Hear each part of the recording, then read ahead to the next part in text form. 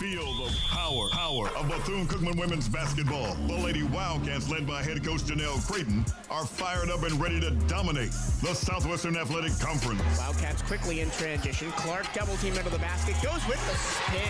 Get ready to feel the excitement. It's time to hit the hardwood for today's game. Buckle up, Wildcat fans. It's about to get crazy. Now it's time to turn it over to the voice of the Wildcats, Mike Truello, on the CatEye Radio Network. On the campus of Bethune-Cookman University in beautiful downtown Daytona Beach, Florida. It's time for the season finale of Bethune-Cookman women's basketball as they celebrate Senior Day against their arch rivals in Florida A&M. Hello and a very warm welcome. My name is Michael Truello, coming to you courtside here at Moore Gym for a very rare occasion. I'm joined by Sabrina Petit-Home. Sabrina, these two teams met all the way back in the beginning of January. FAMU came out on top, but both of these teams have had a lot of experience since then. Absolutely. It's a completely different team from when we played them earlier in the beginning. Hopefully we'll be able to see how much did we learn from playing different teams all around the state, basically, and in SWAC. Let's jump right into those Southeast Toyota dealers' keys to the game. Keys to the game, and the first one goes out to both B-CU and FAMU's women's basketball team, and that is execution and efficiency. FAMU is number one in the SWAC for field goal percentage, which is 41.5%, excuse me, and three-point percentage, which is 31.4%, as B-CU is number one in opponent field goals percentage, which is 38%. Those are your Southeast Toyota dealers' keys to the game. At home or on the road, they're never the underdog.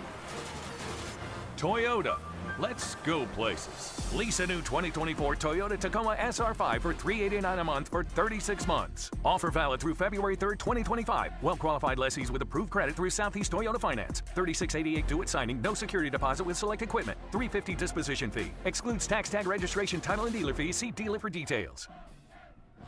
As we get ready to start here at Moore Gymnasium, we pause for the national anthem. At this time, we ask that everyone in attendance please rise. Gentlemen, kindly remove your caps while veterans take cover as we honor this great nation with a playing of the national anthem.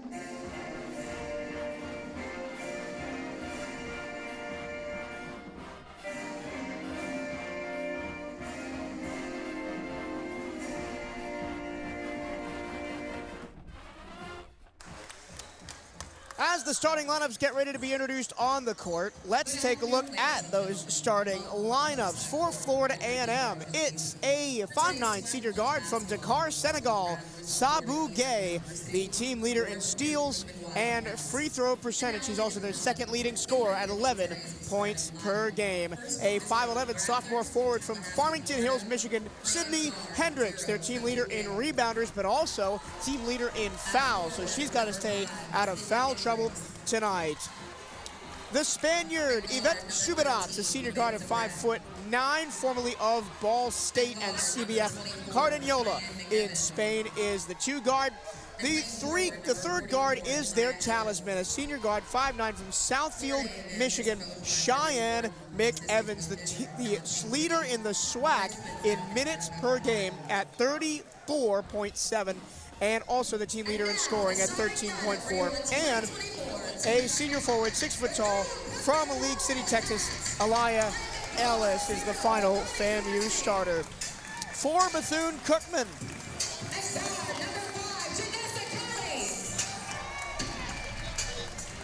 it will be a junior guard, 5'7" from Baltimore, Maryland, Damani Dorsey. A freshman guard, the three-point sniper, Janessa Kelly, leads the team with 41. McDonald from Lake Wales, Florida, and also on her senior day, it's the senior center from Miami, Kay. Sabrina, this one should be a good one. We've been looking forward to this one for a long time. It's always fun when the Cats. Absolutely, and this will be the game for us to prove it to us. Can we take it all the way? We'll find out just here in a minute. Trimmed in gold, maroon piping down the sides. Bethune in gold above the numbers. Cookman in gold below. Florida A&M in all orange. Color versus color matchup today. Rattlers in stripped above the numbers in green. Trimmed in white, numbers green, trimmed in white with a green stripe down the side. Hold on to your hats, folks. It's about to be time. Bethune-Cookman, Florida A&M, final regular season game of the season. The Wildcats are guaranteed to be at the SWAC tournament next week, as is FAMU. Let's see where they'll finish. We'll go into that a little bit later because seeding definitely on the line as well as rivalry. Kayla Clark wins the tip. Wildcats attack the basket to listeners right by Yvette Subirats, the Spaniard. Looking for something to develop in front of her, goes left wing to McDonald. The nail, she drives in, goes with the spin move, puts it up, no good, off to the left. Rebound to Sydney Hendricks. But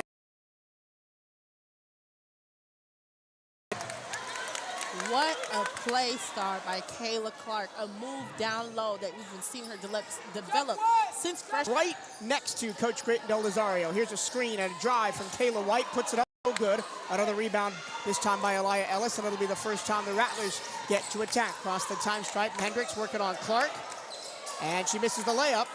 It bounces straight back out to Sabu Gay, though. In the corner, Subarats back to Gay. Gay tries to crossover move against Janessa Kelly, kicks it. Roll wide open in the lane is Hendricks, but she travels with the basketball. This goes right back into what to you in FAMU, and that is execution and efficiency. These layups mean a lot more than we think they do. Those two-pointers are everything right now. Can we come out on top? Rattlers come with some full-court press. Janessa Kelly to Clark, and then lofts it into the front court and over everybody's head and out of bounds. The Wildcats have struggled with turnovers all season long. They have a negative 1.1 turnover differential. In the game up in Tallahassee, both teams turned the ball over 30. I want to see if this time, coming out at the end of the season, have we been better at the turnovers? Subirats, the Euro, left-hand layup, no good. Clark did a good job in the lane to deny. Dorsey races across the time stripe. To listeners left. You could definitely tell that both teams are in the hair. Bostic goes with the Euro step for FAMU. Fast-paced action here, missed the shot. 2 minutes gone by. Nobody has got any points so far. 0-0. 8 minutes left to go in the first quarter. This has been the fastest start of the game that I have seen all season between B-CU and FAMU. Down low, McDonald's in the post, throws it off the glass and in. She breaks that seal. 2-0 Cats, 7:56 to go first quarter. Live from courtside here at Moore Gymnasium. Yvette Subirats surveys on the high right wing side. Bounce pass down low to Sydney Hendricks. She spins against Clark, layup no good off the rim, rebound McDonald. Here come the Cats. Racing into the front court, Dorsey, 7:35 to go first quarter, 2-0 Bethune-Cookman. What a great way to slow the game down, because ever since this game has started, we have been at a fast pace. We need to be able to play. Nicholson drives right off the glass and in. Great play. 4-0 Bethune-Cookman. Nice drive to notice the mismatch by Nicholson against Hendricks. Seems like both teams are coming in for that W. Mike. And that's something that we haven't seen all season long, and this is just that test to see how much did they learn, both FAMU and B-CU. Up top for the Rattlers, Ellis with 7 to go. Hands off Gay, top of the key Hendricks. Guarded by Clark at the free throw line. Left-hand drive into the lane, and Clark fouls Hendricks, and she goes down holding her knee. And we'll have a stoppage on the court as Kayla Clark picks up the first foul of the game.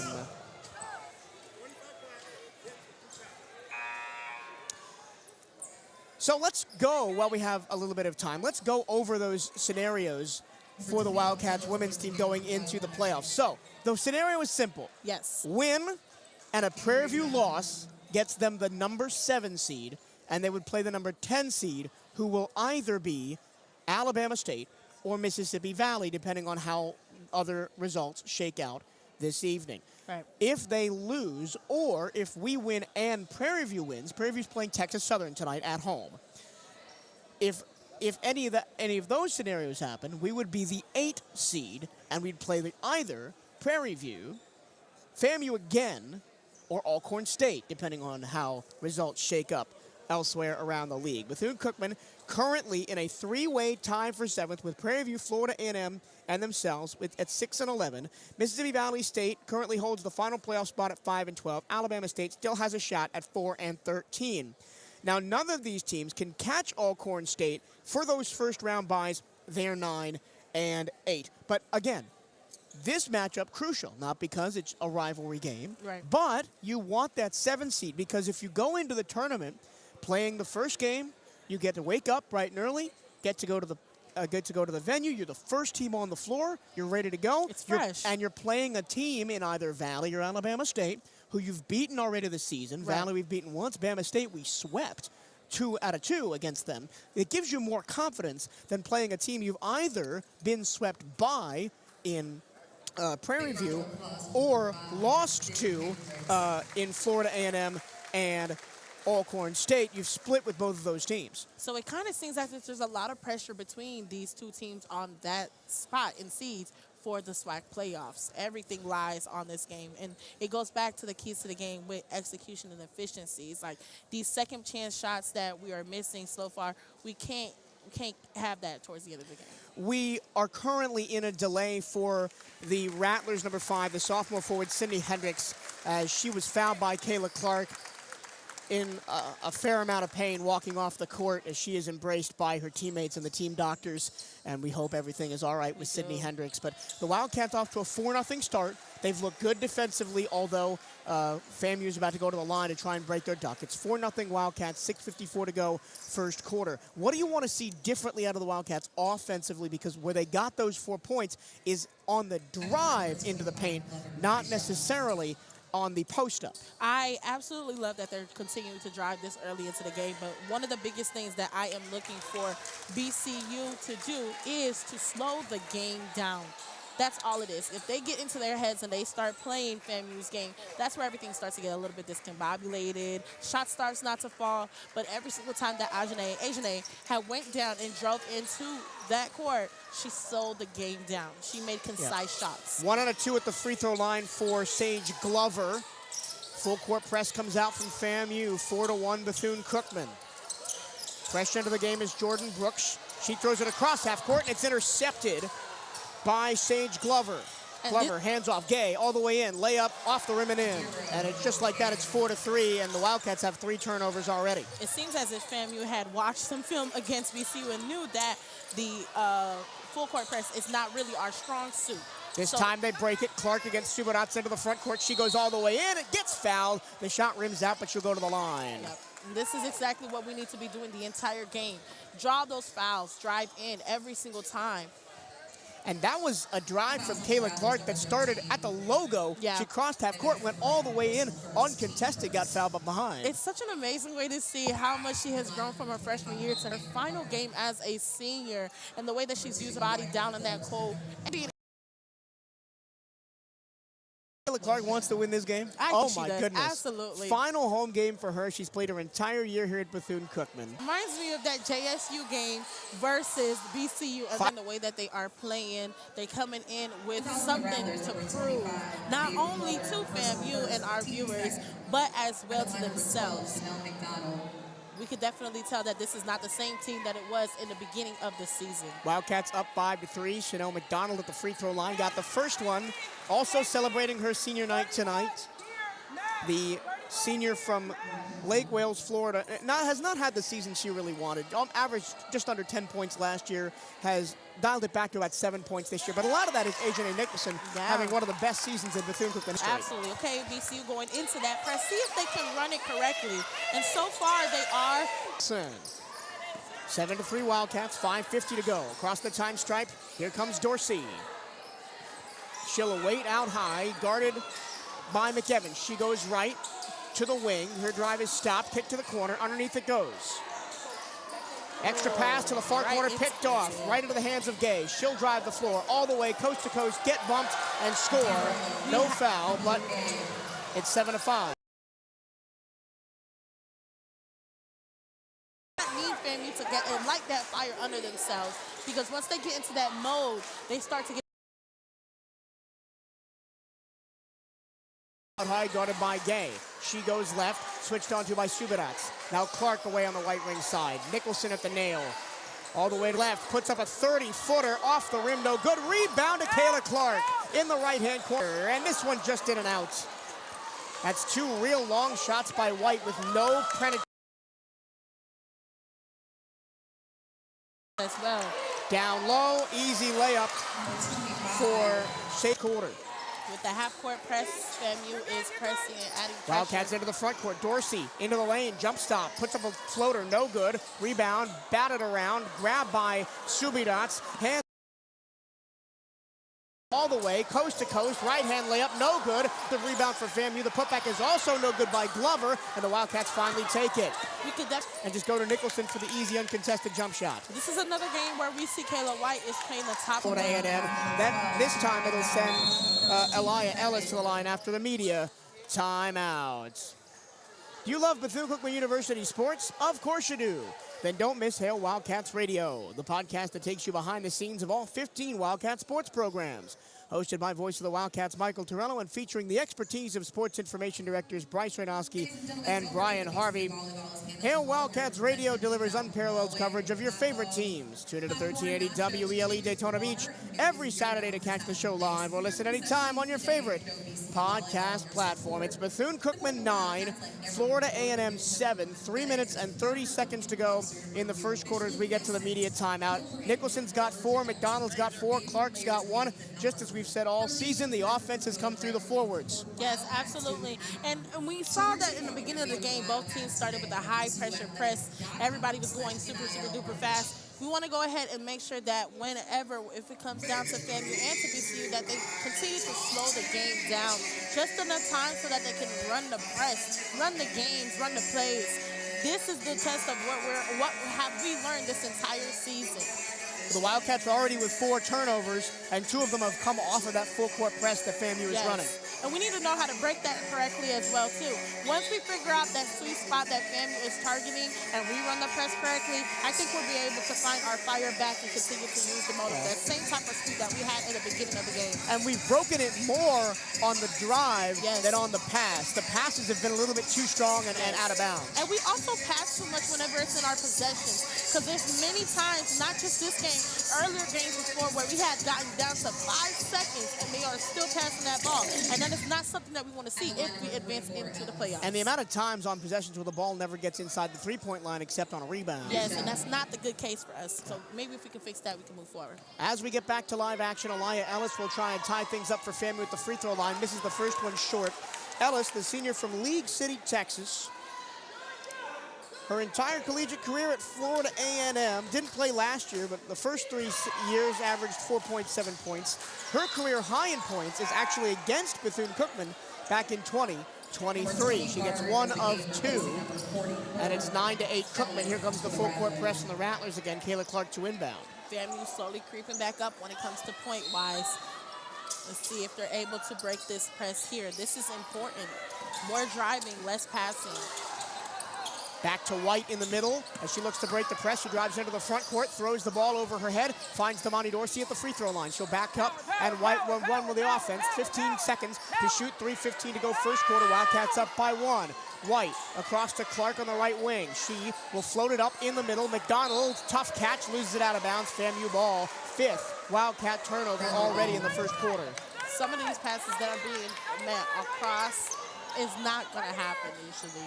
You need to be better than that, as well as Grambling as well. They were able to keep us down on a 10-second violation, and it kind of seems as FAM wants to do the same. Subidats down low, in rhythm. Still up by 1. Kayla White sees a mismatch, attacks all the way in, layup short, and the rebound comes to Subidats for FAMU. Got to see a little bit more power than that. Subidats all the way across. To the left-hand corner, here's Griffin, who's just checked in. Demaya Griffin, the junior out of Augusta, Georgia. 3 on the way from the right-hand corner after the cycle is good by Yvette Subidats. The Spaniard shooting the 3 ball at 32%. We saw a lot of her in Full the court beginning. press turned over again off a long pass. FAMU up 11-9. Skip to the left-hand corner. Griffin open for 3. And we got a wedgie. So that'll be a jump ball, give possession to FAMU, because the Wildcats won the opening turnover. But ever since the media timeout, the FAMU press has disrupted the Wildcats enough, and that 1 3-pointer by Yvette Subidats is the difference right now as FAMU leads 11-9. If they keep passing that ball to look, she is the spot at FAMU. She is a back-to-back 3-point shooter, attack the board. Basically, they're Swiss Army with their bigs at the top and their guards at the bottom. Not something that we usually always see, but does 6 it to work? shoot, floated down low, and a pass is intercepted by Ajane Nicholson. She goes down hard. A foul's going to be called on Zakiya Carter for FAMU. Carter, an imposing figure, the 6'6" center from Waverly Hall, Georgia. They're backing off the press this time, going into a high defense of a 1-2-2. Did you want to know how much of an impact Carter has on the game? She's 3rd on the Wildcats had free reign to get it in.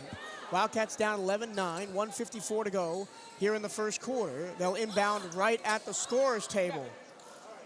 McEvans on the pick and roll, and the ball is ripped away from Glover as he tried to put it up. Wildcat Rattlers maintain possession though, and then it's backcourt violation, give the ball back to Bethune-Cookman. So a turnover, begetting turnovers for Bethune-Cookman and Florida A&M. Both teams had 35 turnovers when these teams met in Tallahassee back in January. Wildcats baseline inbound goes to Ajane Nicholson in the right-hand corner, 1:15 to go in the first quarter. It cycles all the way around to the left-hand corner for Janessa Kelly. Kelly looking to get her shot, goes back to the top for Dorsey with 1 minute left on the first quarter clock, drives right, gives to Clark. And then Clark,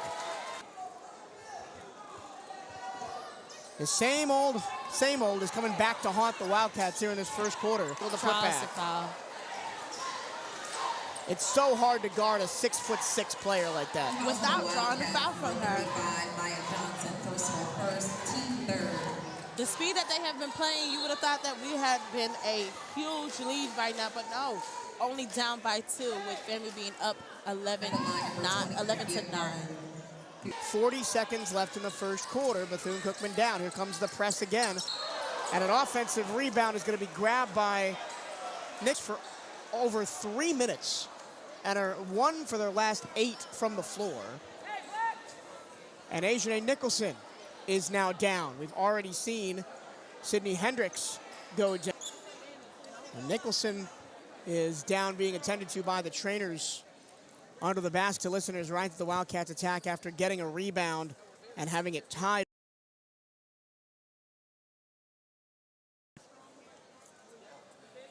March is here. That means it's time for the best SWAC Hoops action of the season.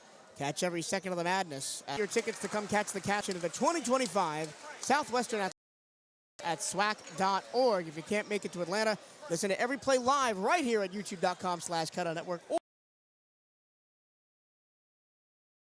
Daytona Beach area, you can listen to 1380 WE there as well. Sabrina, you and I will be up there. Looking forward to it. Super excited. It's nothing like Them and Bridget Gordon in a very fashionable orange blazer. The head coach for Florida A&M likes her team's kick out. 3 from the right wing, good for Demaya Griffin, and it's 16-9 at the end of the first quarter. The Wildcats started the first quarter well, Sabrina, but an 8-0 run for FAMU over the last 3 minutes and 38 seconds, and a lot of it off of turnovers. 8 turnovers for the Wildcats in that first period.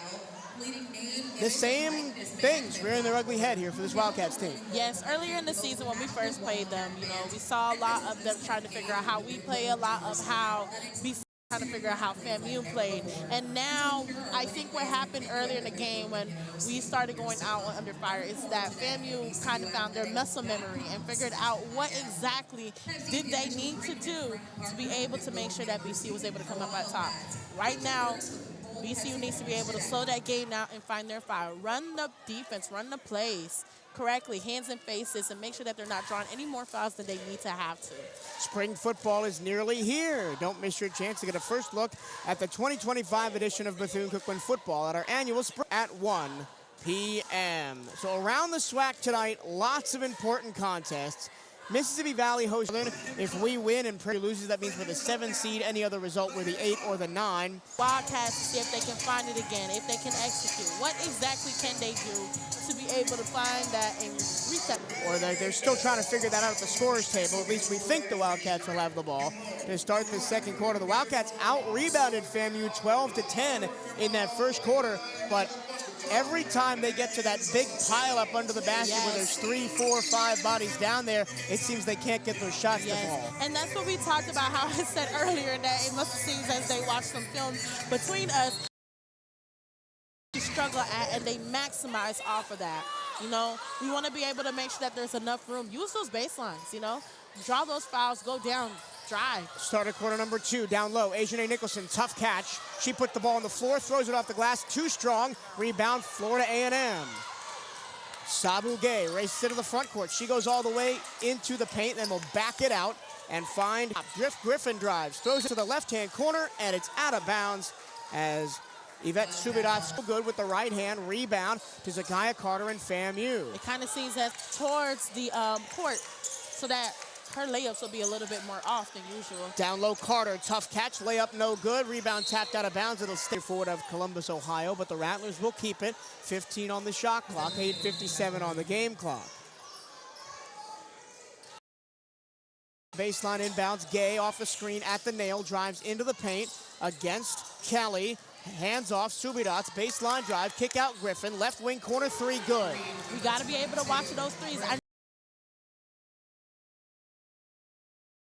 As we talked about earlier in the keys to the game, FAMU is #1 for 3-point percentage, which is 31.4%. Got fouled as she went under the basket, and the Wildcats will try to break a 5-minute scoreless drought at the free throw line. To lift off whatever is down for our Wildcats.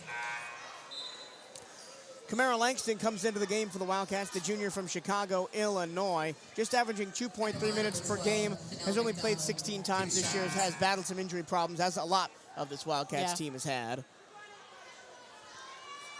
So shooting 2 free throws is the senior, celebrating her senior night today. Chanel McDonald from Lake Wales, Florida.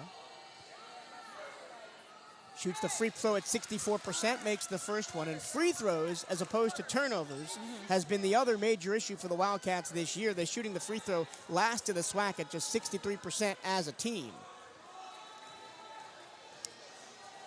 McDonald, 3, 4 bounces of the ball into her motion and rattles it down.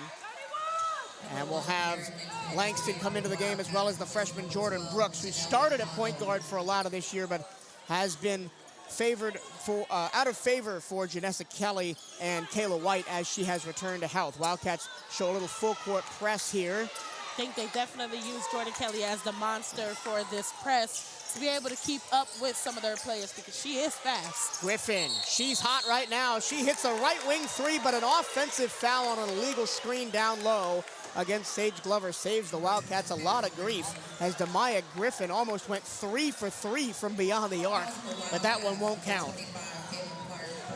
We got to Griffin because she is feeling it right now. Absolutely.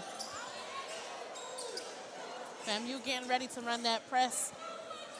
We have to watch out for any cross-court passes. Want to make sure that we're driving, and then when we make it past the half-court line, do some passes. Jordan Brooks takes the inbounds pass. She stares at Demaya Griffin. Pass across the time stripe. Here's Nicholson, right wing side. She picks up her dribble, goes to Kayla Clark at the nail. Clark dribbles, left hand, steps back, free throw line jumper, off to the right. Long rebound into the corner, grabbed by Sage Glover for FAMU. Quickly into the front court, the pass goes to Griffin. She lets it. And it'll be 3 penalty shots coming for Florida A&M. Damani Dorsey picks up the foul. So, well, they did exactly what I thought they were going to do, which was body up on Griffin, but that was just a little too close. So now, Demaya Griffin, who's been great, hit 2 straight threes for FAMU. Yeah, I think as a big part of this 12-6 run, half of their points over the last 5 minutes. Their personal sharpshooter, along with Yvette as well. First free throw good, 20-11 FAMU. Griffin shoots the free throw at 63%. Griffin also has shot the most three-pointers on the team at 135 and made 44 of them for a 32% free throw, 3.5%.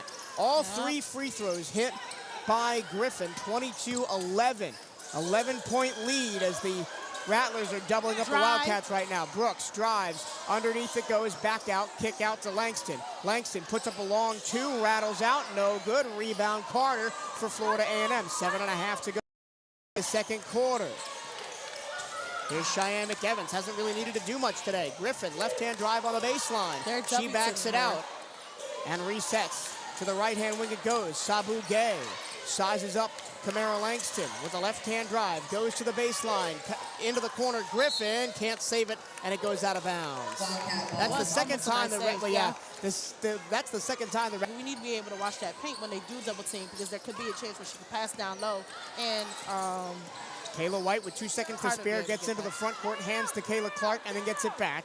7 minutes to go here in the first half. Only 11 points so far for the Wildcats. Weave action. Jordan Brooks backs all the way out, keeps her dribble, guarded by Alexander. Rattler ball as it rolls out of bounds.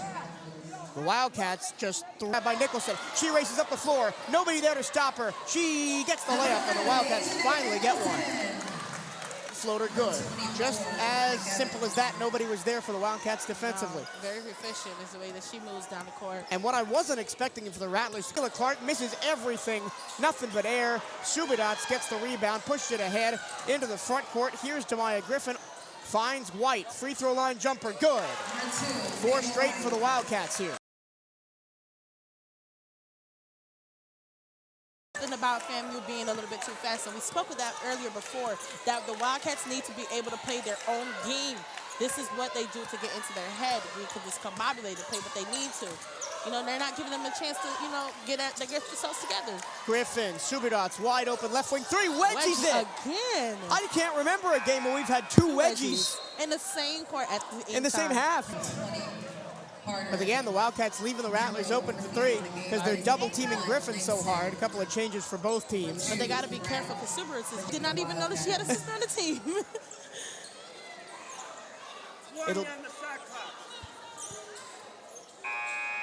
It'll be Rattler ball off of the jump ball wedgie in the backboard.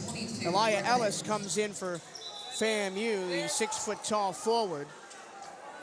It'll be Sabu Gay from Dakar, Senegal to trigger the inbounds pass onto the basket that the Rattlers attack to listeners left. It goes up top for Ellis. Bounce pass down low, try to get it back to Gay, turns it over. Rattlers will full court press. Kayla White dribbles through it all the way into the front court. She pulls up for a mid-range jumper and hits it. Kayla White doing it all herself. Yep. And it's 24-17 with 5 minutes to go in the first half. FAMU has a favorite side, and it is that left corner side on the top of the key. They leave that right side extremely open. Now in less than a mile from campus, or watch it all live for free at youtube.com/CatEye Network. Shout out to They were down 7-1. They win it 11-8.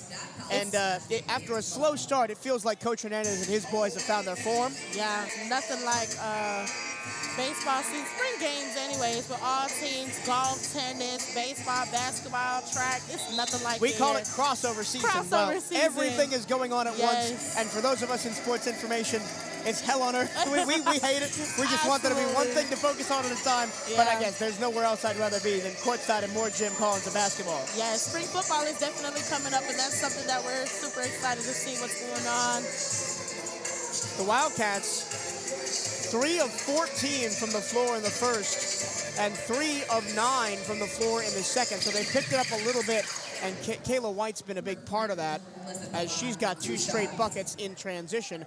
The Wildcats down 24-17, and Aliyah Ellis is at the free throw line. She makes the first one. She was 1 for 2 her first trip to the line. She also has the team lead in rebounds with 3 right now. The Wildcats getting out-rebounded 18-13, and that's not a recipe for success. Not at all. For a Wildcats team that lives on the glass. She makes them both 26-17, back to an 11-point game. Wildcats quickly on offense. Back to Kayla White, up on top, guarded by Gay. To the right-hand wing for Dorsey. We're seeing some plays being ran here by the Wildcats. Cycled around to the left-hand corner. Short corner for Clark, all the way across. And it'll be the Wildcat ball. That was Kayla White, excuse me, on the drive. We've got the 2 Kaylas on the floor right now. Wildcat ball. Wildcats with a baseline in, 6 on the shot clock. It goes to Kayla Clark. Clark drives against Ellis, puts up a floater off the glass, no good, didn't even hit the rim. Cheyenne McEvans, not really at the races tonight. Gay wide open for 3, left-hand corner. Misses it short. Long rebound into the left-hand corner. Grabbed by Kayla Clark, and then she immediately turns it over to Gay, who Euro steps and scores. I'm telling you right now, that left side is their favorite side. And once we are able to observe and understand that it is, then we'll be able to push our defense more towards that side. Back to an 11-point lead, 28-17 for Florida A&M. Brooks thought about the straight-on 3. It goes to the corner. Here's a 3 for the Wildcats, and it's good. It just seems as if those turnovers are always going to be there. Giving us the FAMU Rattlers. Cats in the all-black, back on offense. Jordan Brooks controls out high, hands to Dorsey. In the high post, Maya Johnson. Left-hand corner, White. Back to Johnson in the low post, left-hand side. Langston, Bake takes a mid-range jump shot and banks it in.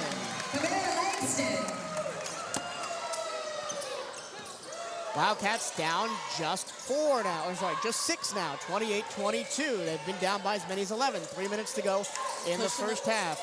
Rattlers on offense, back to the top, here's McEvans. Right-hand corner, Gay, back to Cheyenne McEvans. Guarded by Kayla White. McEvans, their best scorer, averaging 16 a game, but she only has 2 so far tonight. Haven't needed her. McEvans cycles it, left-hand corner, 3 on the way, short for Subadats. Rebound the Cats. Jordan Brooks driving through traffic into the front court. 2.5 to go. She throws it down low. Baseline for Langston. Nice. Back out White. Now Johnson on the low block right-hand side. She drives all the way in. Spin move and shuffled her pivot foot.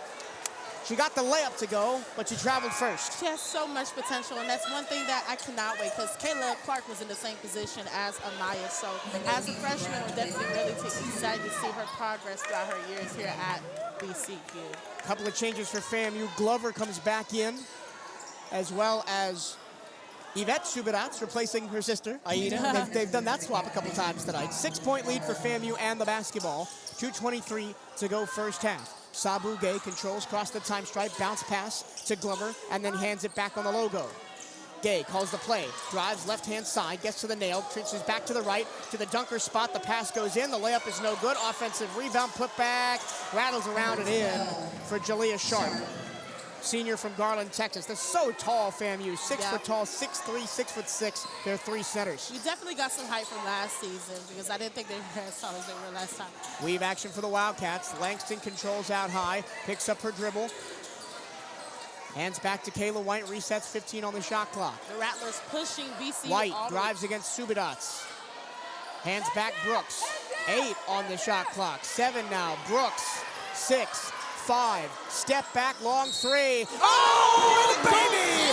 Bucket and the foul. And a chance for a 4-point play for Jordan Brooks. And she was looking for that all game. Last time we saw that it did not go in, but this time it worked in her favor and it fell. Jordan Brooks with the head tap, replay. step back, Bad. shooting space foul called on Demaya Griffin as well. Nails the 25-footer, and she's going to go to the line for a 4-point play. 4-point play. And this to take it to a 4-point game, which she does.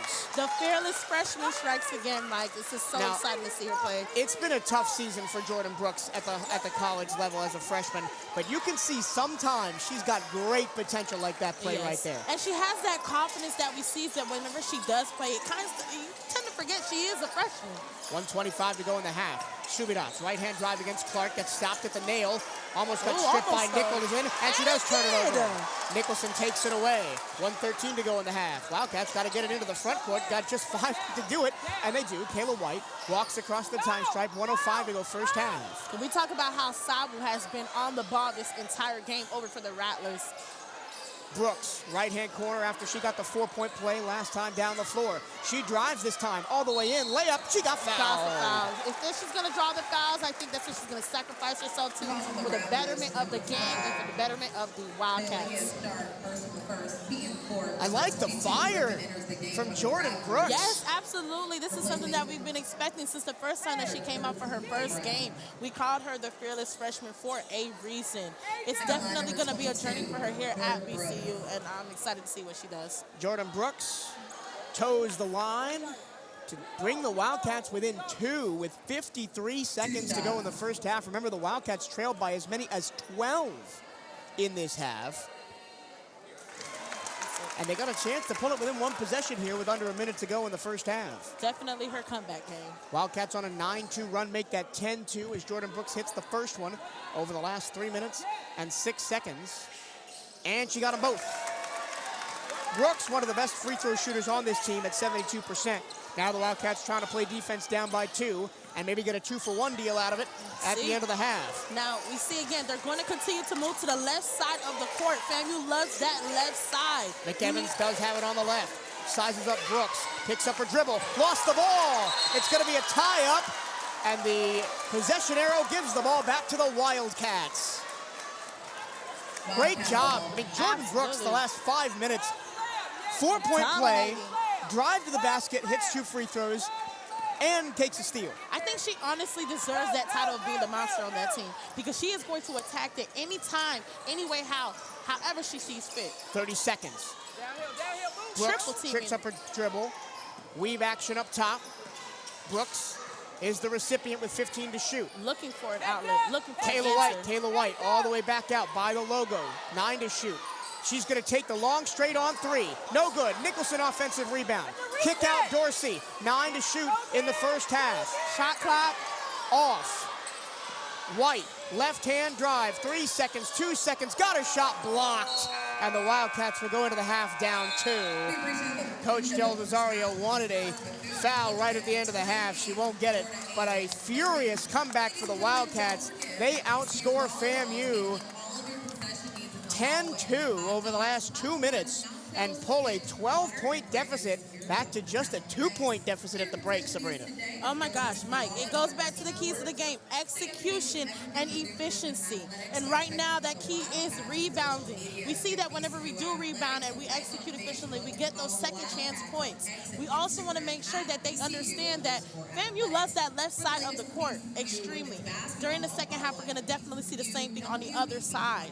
And they try to push that out for their shooters on the other side, and we want to make sure that we cover that. So for the Wildcats offensively, offensively, they kind of disappeared for maybe half of that first half, the last 5 minutes of the first quarter, the first 5 minutes of the second quarter. They went on a run where they missed 14 straight shots. What changed to get them back into the scoring flow? I think they understood what game FAMU was playing, you know, because every single time we had the ball in our possession, we saw them slow down. We saw them run a couple plays over at the end of the court that was on time for us, you know, and I hope that they continue to use this and execute, like we said earlier in the game, more plays. But you did talk about earlier how even when they do try to execute that game and they go down low for a post point, they tend to be blocked off with other players, you know, and want to be able to figure out how can we open that and give them room and momentum for them to, you know, make those layups. Yeah, exactly. And so the Wildcats have struggled when they've tried to go to their three best players. Yes. A Langston, a Clark, and McDonald. Yes. But the guards have stepped up late in this first half. It was Jordan Brooks with 6 straight points. Kayla White leads the Wildcats with 7. So I think as the guards grow more and more into this game, and you got to hit the outside shots when you're presented, obviously. Yes. But if they can constantly show that that's a threat from the outside, it will give the forwards more space to operate in the second half. But we also have to not only, we need to be able to keep that momentum up, because understand that FAMU is it's very easy for them to adjust, you know? So if they see that we're catching on to what they have going on, we need to be able to adjust on what they have coming on, because they're going to come out with some heat second half, just like they did with us in the first time we played them earlier in the season.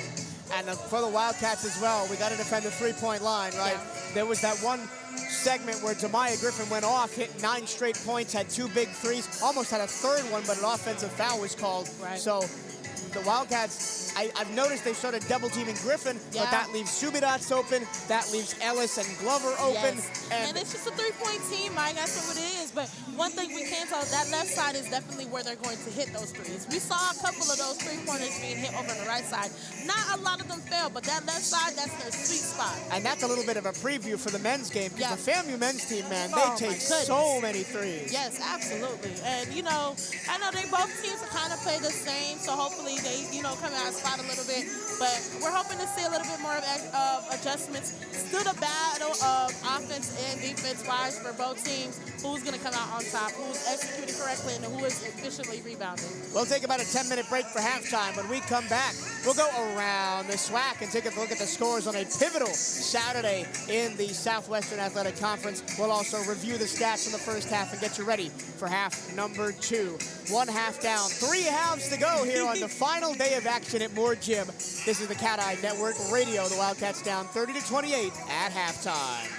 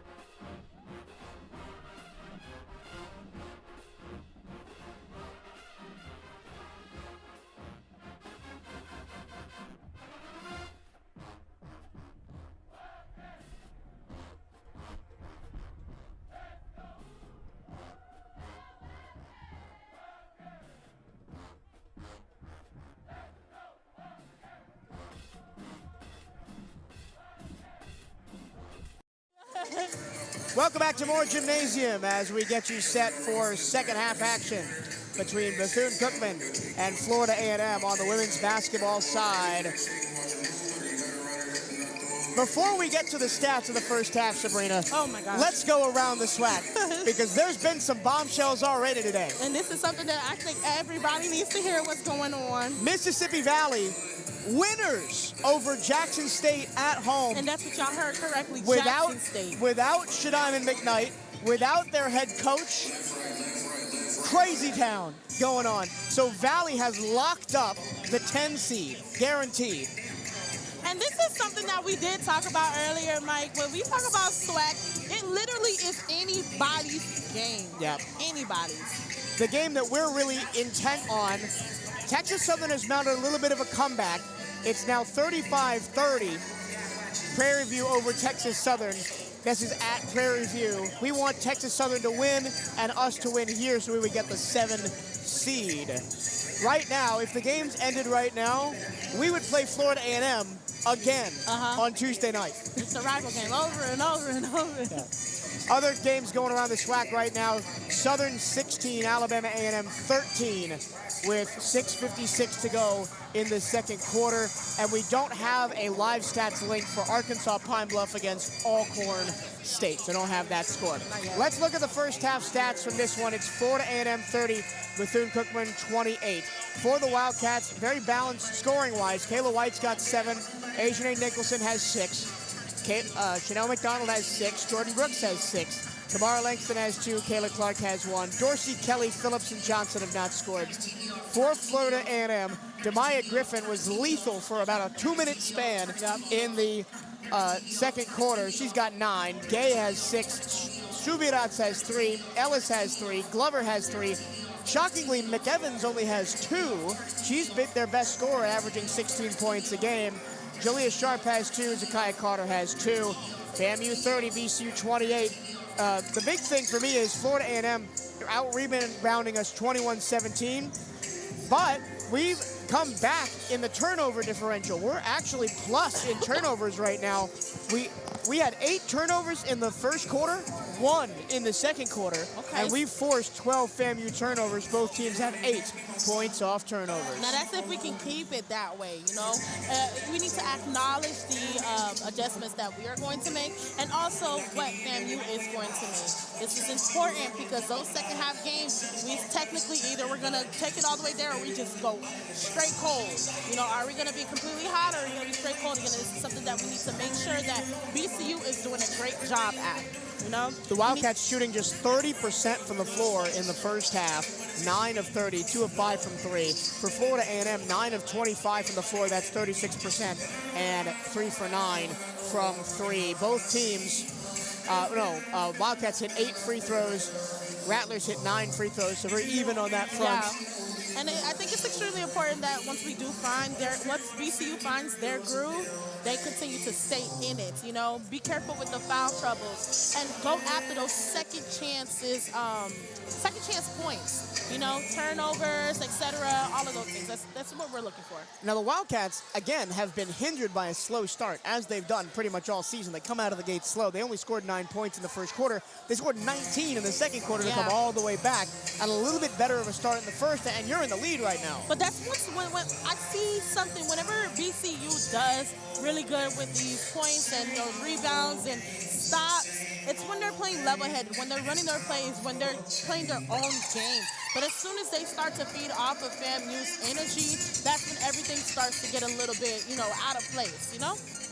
The Wildcats in the all-black at home on Senior Day. Maroon stripe down the side, gold trim. Bethune above the numbers in gold, Cookman below the numbers in gold, gold numbers with a maroon trim. For Florida A&M, all orange with a green stripe down the side and green trimming on the shoulders. A green number with white trim, and Rattlers in a curved script, almost baseball-esque, above the numbers in green, trimmed in white. Once again, Florida A&M 30, Bethune-Cookman 28, as we get you set for second half action here from Moore Gymnasium. Michael Torello, Sabrina Petit-Home coming at you from the final time in Moore Gym this season. It's wild that after tonight, we're not back in this gym till August when volleyball preseason starts. Not at all, and it's It's just a bittersweet moment, you know? And it's worse and better for the seniors, of course. Yeah. Kayla Clark playing her last game, and all the seniors playing their last game tonight. I have a list. Kayla Clark, Cassandra Hawthorne, Chanel McDonald, Shamari Phillips, and Kayla White. They will be honored at a ceremony after this game. And, of course, the men have 3 seniors as well. And you can slowly start to see the more maniacs are coming back. You know, it is spring break, so they're filling up slowly but surely. Here we go. Rattlers will get the ball first to start the second half. They attack the basket. 2 listeners right on the ball right now is Sabu Gay. She hands right-hand side to Sage Glover. Glover forced by Nicholson to pick up her dribble at the top of the key. Throws it over her head back to Cheyenne McEvans, who averages 16 points a game, but only 2 in that first half. Down low, Ellis takes a jump shot, misses it off the rim. Rebound, Gay. Reverse layup, no good. Rebound tap to the corner. Gay picks it up. She's double-teamed. Lost the ball out of bounds. She has been a firecracker for the Rattlers this entire game. Such speed, such force. It'll stay with the Rattlers all the way in the corner on the right-hand side of the baseline. First offensive possession, 19 on the shot clock. Out to Sabu Gay, resets to Glover. Remember, in the first half, starter Sydney Hendricks went down holding her knee. She has not returned. Cheyenne McEvans, top of the key. Guarded by Damani Dorsey for the Wildcats. Hands off, Subarat, screen and 3 from straight on, good. 3 with number 13. 4th 3 of the night for FAMU. And the second for Yvette Subirats. And it's a 33-28 FAMU lead. Here's the first offensive possession for the Wildcats. Jordan Brooks off a weave action up top, hands to Clark in the right-hand corner. She goes down low to Nicholson, gets it back. Clark attacks Ellis, goes all the way in, gets fouled by Ellis.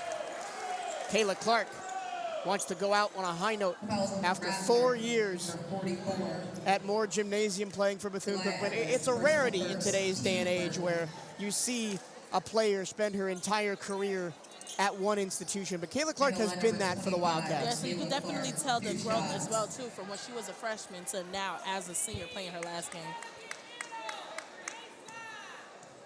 She's at the free throw line. Cats down 33-28.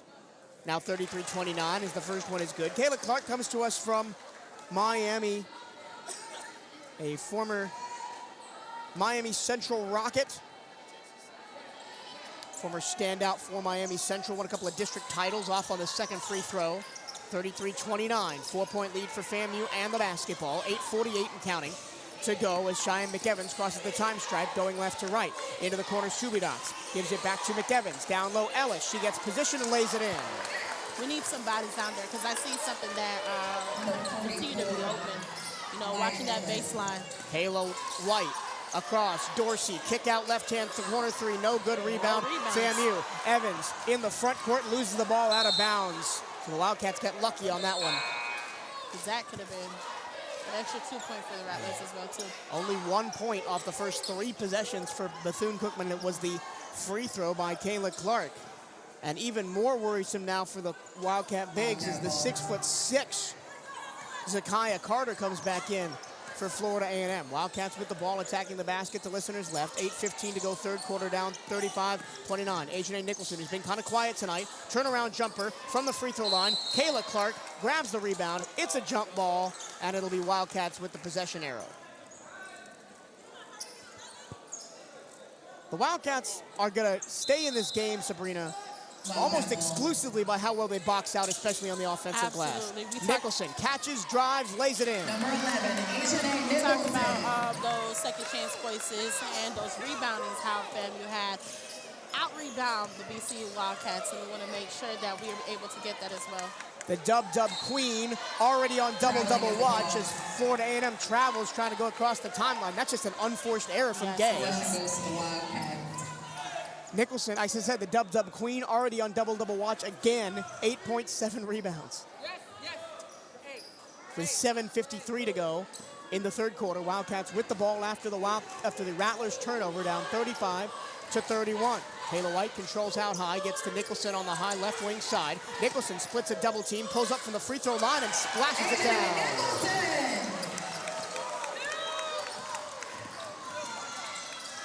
Quickly into the front court. McEvans attacks the closeout, is forced wide by White to the left-hand side. Nicholson falls down in the paint. Eventually, it comes back to Sage Glover, and she'll reset 15 on the shot clock. And look at them moving towards that left side that we talked about. McEvans, cross-court pass. She catches and shoots and hits a right wing three. Yep. The threes are starting to fall for FAMU. Their second of the third quarter, and it's back to a 5-point game. Can we respond? And that's only the 5th point for Cheyenne McEvans tonight. Kayla White goes right, hands back Nicholson. She throws it to the low post for Clark, spins, and gets a shot blocked by Carter as she tried to spin past the 6'6" senior from Georgia. Number 44, Ellis. She's such an imposing figure. Reminds me of Angel Jackson for Jackson State last year. Oh my gosh, she was a player. Yeah. But she's going to come out now, replaced by Ellis. Baseline in, it goes to Nicholson at the free throw line. She goes to the right-hand corner, where Dorsey will reset. 5 on the shot clock. Dorsey splits a double team. Clark with 2 to shoot with 1, didn't get the shot off and, missed it anyway. Wildcats, that's just unaware of how much time was left on the shot clock. Yeah, this is an impending thing that happens towards B-CU Wildcats, and we're hoping that they can fix that. So the Wildcats have been killed by the FAMU 3. They've hit 5 of them in the contest and 2 already in this third quarter. Looks like they're setting up for another one. Subidot's tough catch. That leaves Glover wide open on the baseline. She drives at Clark and misses the layup. Subidot's there for the rebound, though. Out-rebounding the Wildcats, like we said earlier before. Wildcats getting out-rebounded on 26-19. Gay drives, left-hand floater in the lane, good. 40-33. The Wildcats were down just 2 at the half, find themselves down 7 now. Hot start to the second half for Florida A&M. They've led by as many as 11 in this contest. Kayla White surveys. Back to Nicholson, top of the key. 15 to shoot. She pulls up a long 2, no good. Left-hand side. No rebound as well. Subidot's the rebound. Yvette Subidot crosses the time stripe. 5:52 to go, third quarter. She's got Jordan Brooks draped all over her. It cycles around to Gay. Baseline left-hand drive. Lost the ball. Picked up by Clark. And ahead to Kayla White, who outruns everybody. Into the front court. To the cutting Dorsey. The layup is blocked off the underside of the rim by Subidot, who tracked back, and the Wildcats leave easy points on the floor. Long pass ahead, knocked out of bounds by Kayla Clark, intended for Sage Glover. And I finally got a chance to catch my breath. That was a mouthful.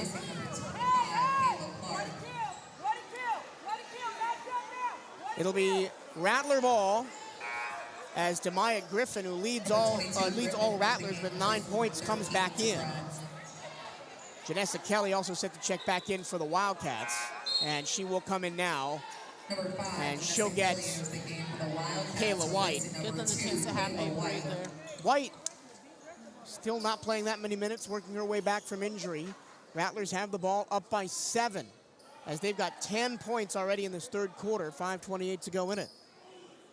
Wildcats just 2 of 7 from the floor in this frame. Waiting a long time for the ball to be inbounded here. The trigger woman will be Cheyenne McEvans. And she's all the way on the opposite side of the floor from our broadcast position in the left-hand corner as we look at the basket to listeners' right. Rattlers in the all-orange. Now the whistle and the inbounds play comes. McEvans triggers the inbound to Gay, and it back to Griffin at the top of the key. They got both of their high scorers on here.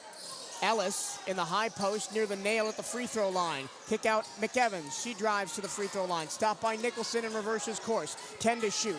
Glover into the paint, coughed it up, got it back, up and under, fouled, and she'll go to the free throw line, and that's going to be the 3rd foul on Chanel McDonald. On her senior night, it was really close to have to get out of foul trouble. Tough one for McDonald. She had 6 early points, but has not scored since then. Looking for an answer. Like as the freshman, Maya Johnson's going to get set to come back in to replace McDonald. At the line, number 25, Glover. So for the second time in this quarter, FAMU goes to the free throw line. 2 of 2 their first trip. Sage Glover is the beneficiary of this one. The leader in field goal percentage on this team, Sage Glover, at 52%, and a really good free throw shooter at 71%. Her first one is good. She's got a weird free throw movement. It's almost like she's doing a clean and jerk. Yeah, she brings the ball to her sternum and then just flicks it up. But I mean, if it's consistent and it works. If we want to talk about free throws, I think we were talking about Grambling, who shot all the way towards the left side the entire game. No good on the second one. Johnson grabs the rebound. Here's Nicholson ahead of the front court. Jordan Brooks stops and waits on the right-hand wing. Now ducks it down low to Nicholson on the baseline. Somebody needs to cut right there in the middle. Nicholson back to Maya Johnson. She resets to Jordan Brooks with 16 to shoot, 4:55 to go third quarter. Wildcats down 41-33 and have not scored in 2 minutes and 30 seconds. Dorsey, here's a catch and shoot right wing side. No good for Janessa Kelly. She's usually good for a couple of those big threes a game. Didn't hit that one. Her first time coming back in. I think she's looking to get herself a little bit warmed up. The Rattlers are running a 2-3 defense as well. And, you know, I think what's more... McEvans underneath. Ellis wide open. Missed the layup. Crashing through for the rebound is Glover. Put back no good. And it'll stay with the Rattlers. So it'll be Wildcat ball out of bounds as we go to the media timeout. 41-33 FAMU. It's softball season at Sunnyland Park. Come catch Bethune-Cookman softball this Wednesday as we welcome Bryant to Daytona Beach on March 12th at 3 p.m. Admission is free. Come catch all the action just down the street from campus or watch it all live at youtube.com/CatEye Network.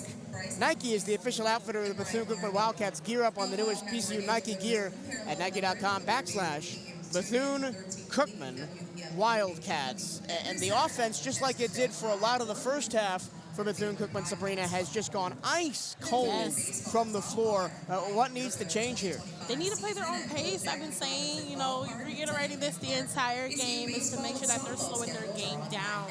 You know, we talked about earlier in the game as well that, you know, the Rattlers keep moving themselves around. They're obviously more of a field goal percentage than us. We need to be able to find out what's our answers. You know, what are those missing pieces that we need to have on the court at the same time to ensure that we can move forward? Checking in on Bethune-Cookman softball, Jackson State took game one last night 4-1. Game two should be underway.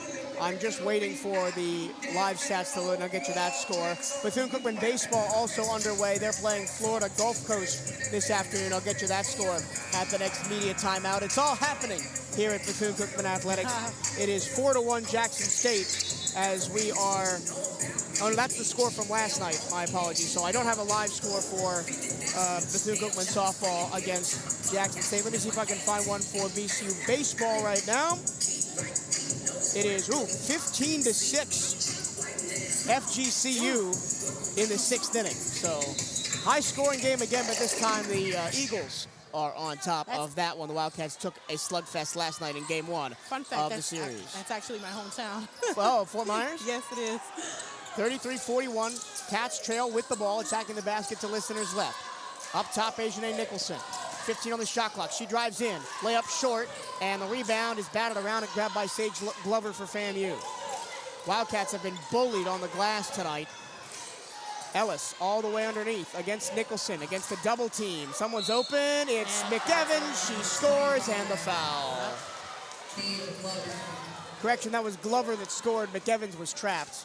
Can we get out of this ice-cold era that we are in right now? What is the answer? What are we looking to do as a team? The Wildcats 2 of 9 in the third quarter.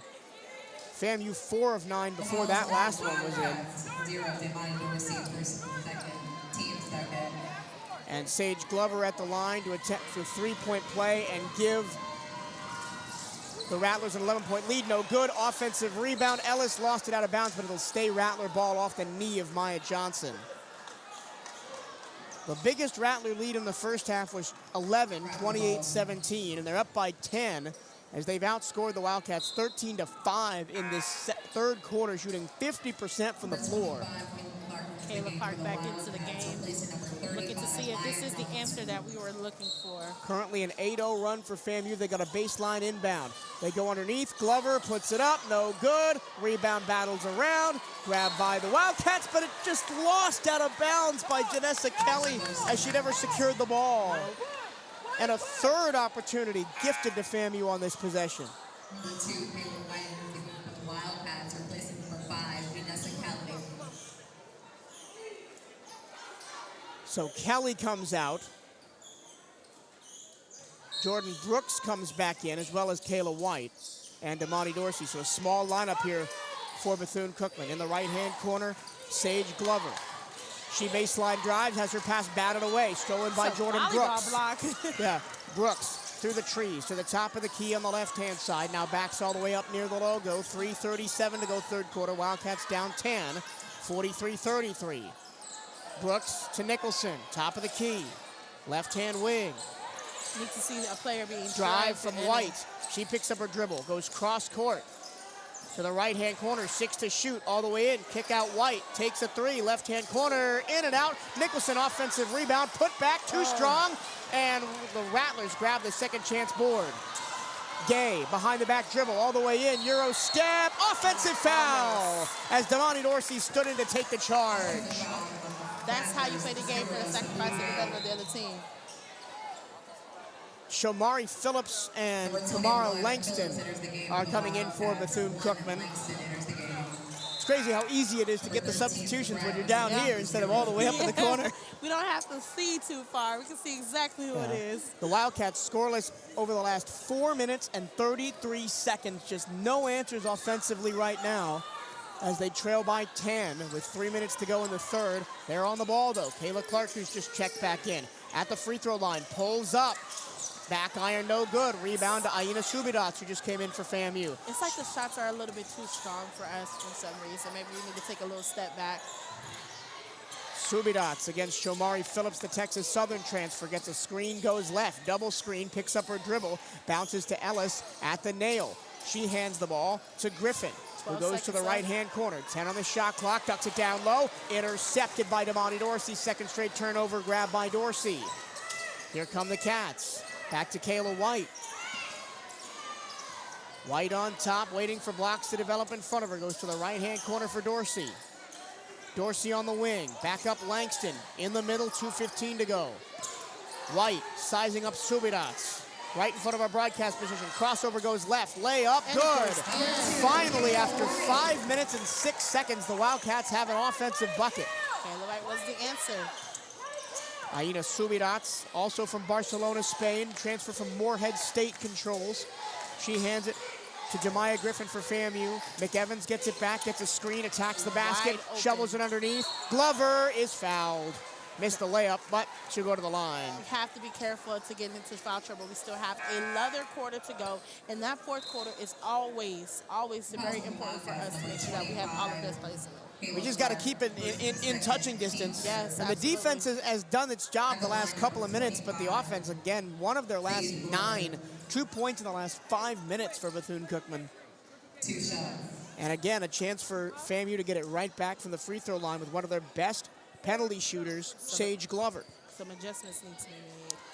Glover from Columbus, Ohio, spent 4 seasons at Niagara, played 88 games for the Purple Eagles.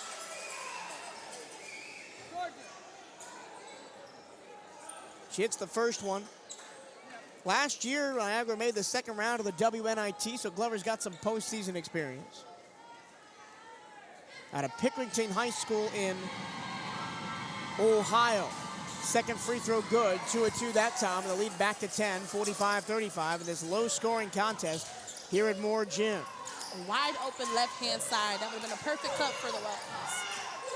But Kayla White will control for the Wildcats with 1.5 to go third quarter. Kayla Clark, high right wing side, looking to duck it down low. She finds Langston. Left-hand corner, Kayla White. White looking, passing, Langston, right-hand wing. Langston takes a long 2. Too strong, box out is there. Rebound, FAMU to Subidats. Aina Subidats walks across the time stripe, 1:15 to go. Asian A. Nicholson set to come back in. Next dead ball for Bethune-Cookman. Subidats crossover all the way in, left-hand layup, short. Glover the rebound, underneath, back to Ellis, resetting his FAMU. Another offensive board, the 15th of the game for the Rattlers. They've got 16 more rebounds overall than the Wildcats tonight. Definitely a rebounding. Sabu Gay with a head of steam, pulls up over Clark, in and out, rebound Wildcats, and Kayla White. White attacking all the way in against Gay, throws it back cross court to Shomari Phillips on the right wing side. She'll get a screen, go back to the top of the key, and hand to Dorsey. 35 seconds to go third quarter. Wildcats with only 7 points in it after they only scored 9 in the first. Dorsey off the screen from Clark, attacks, floats it up. Offensive foul as taking the charge was Sage Glover, and she is down. Offensive foul on the Wildcats. So Dorsey will pick up her third foul. A couple of Wildcats in foul trouble. Dorsey with 3, McDonald with 3, Kayla Clark with 2. As Asian A. Nicholson comes back into the game. But another turnover for the Wildcats in this quarter. Only the second one. So the Wildcats haven't turned the ball over. They just haven't made shots. Gay, double team, throws it over her head to Subirats. Shot clock off, 15 seconds to go here in the third quarter with the Rattlers up 10, looking to make it more. Their largest lead was 11 in the beginning of the second quarter. Subirats dances against Nicholson. Asian A stays right with her. 3 to shoot, 2 to shoot. Subirats steps back, mid-range, no good. And we go to the fourth quarter. The Wildcats a lot of work to do as they're down 10, 45-35.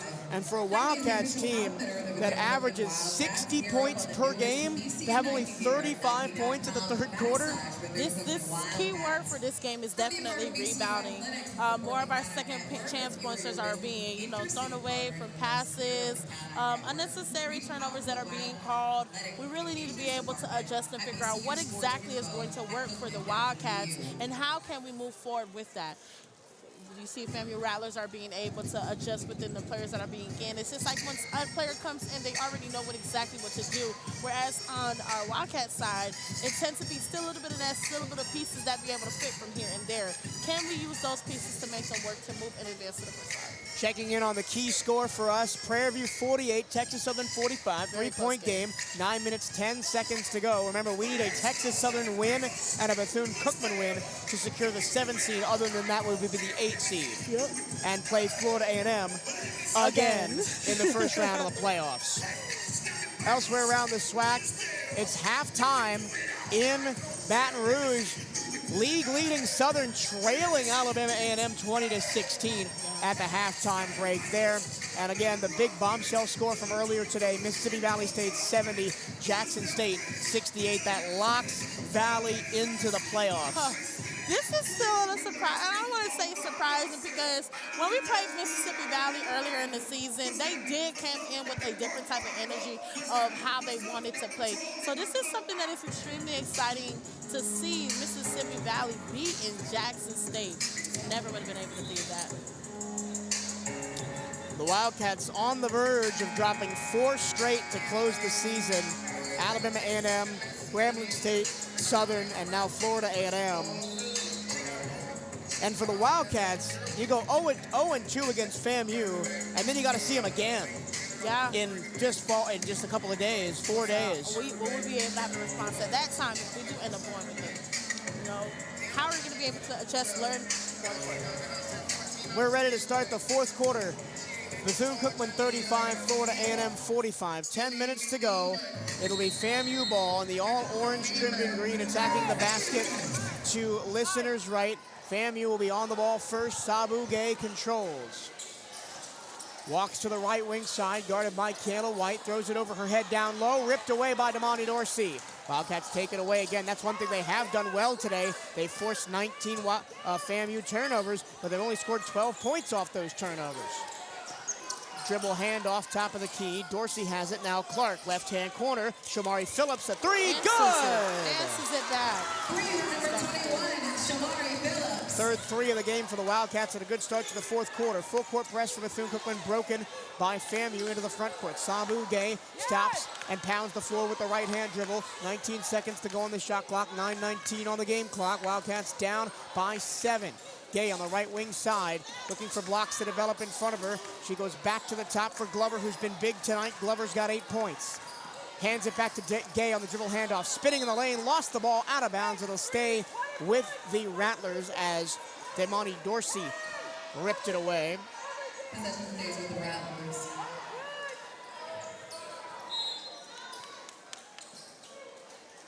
On the baseline, thrown in, Glover, tough catch over Nicholson. She drives right to the lane and shot clock violation.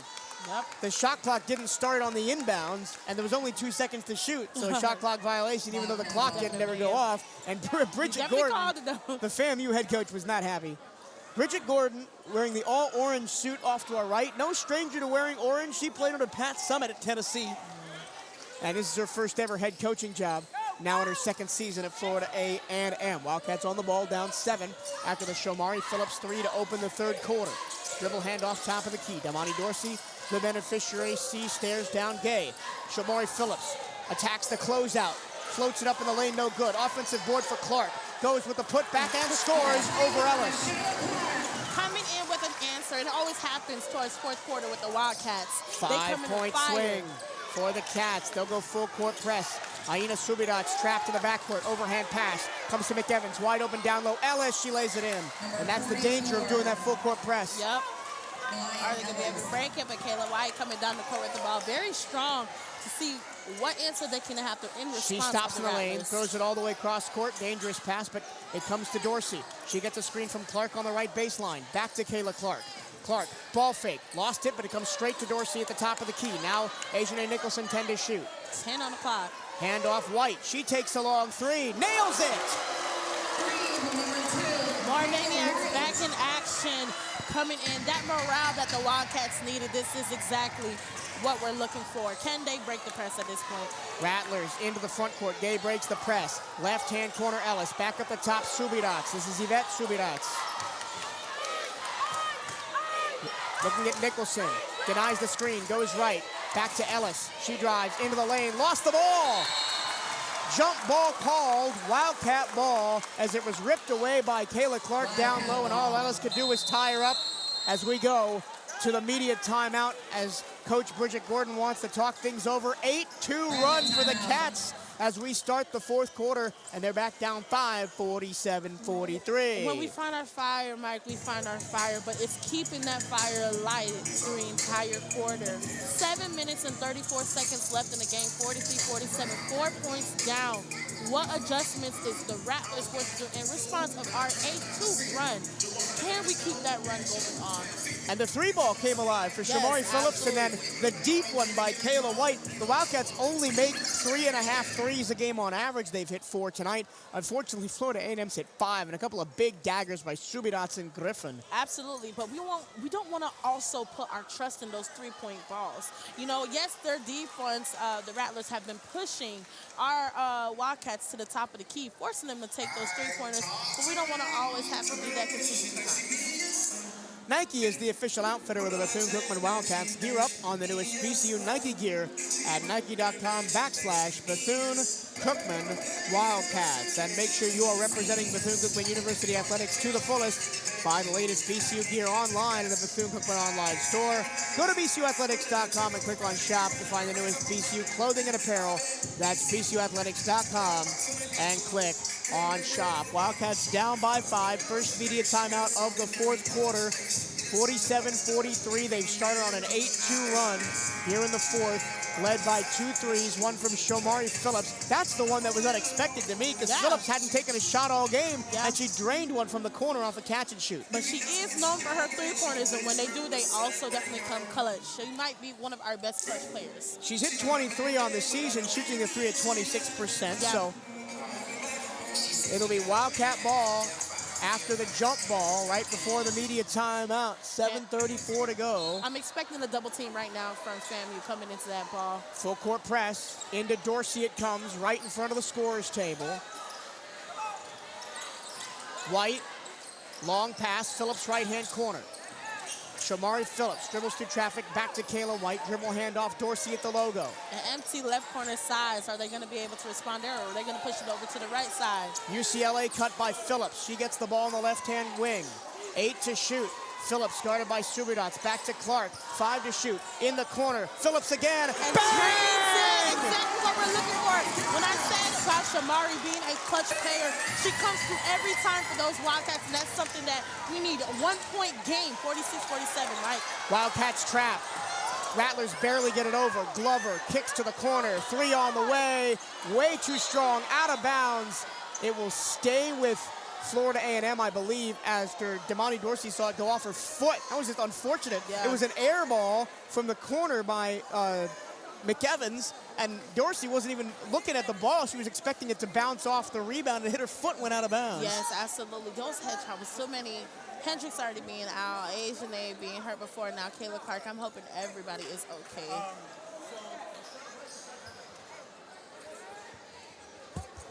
So Kayla Clark is being attended to, and on her senior night, this is definitely not what we want to happen.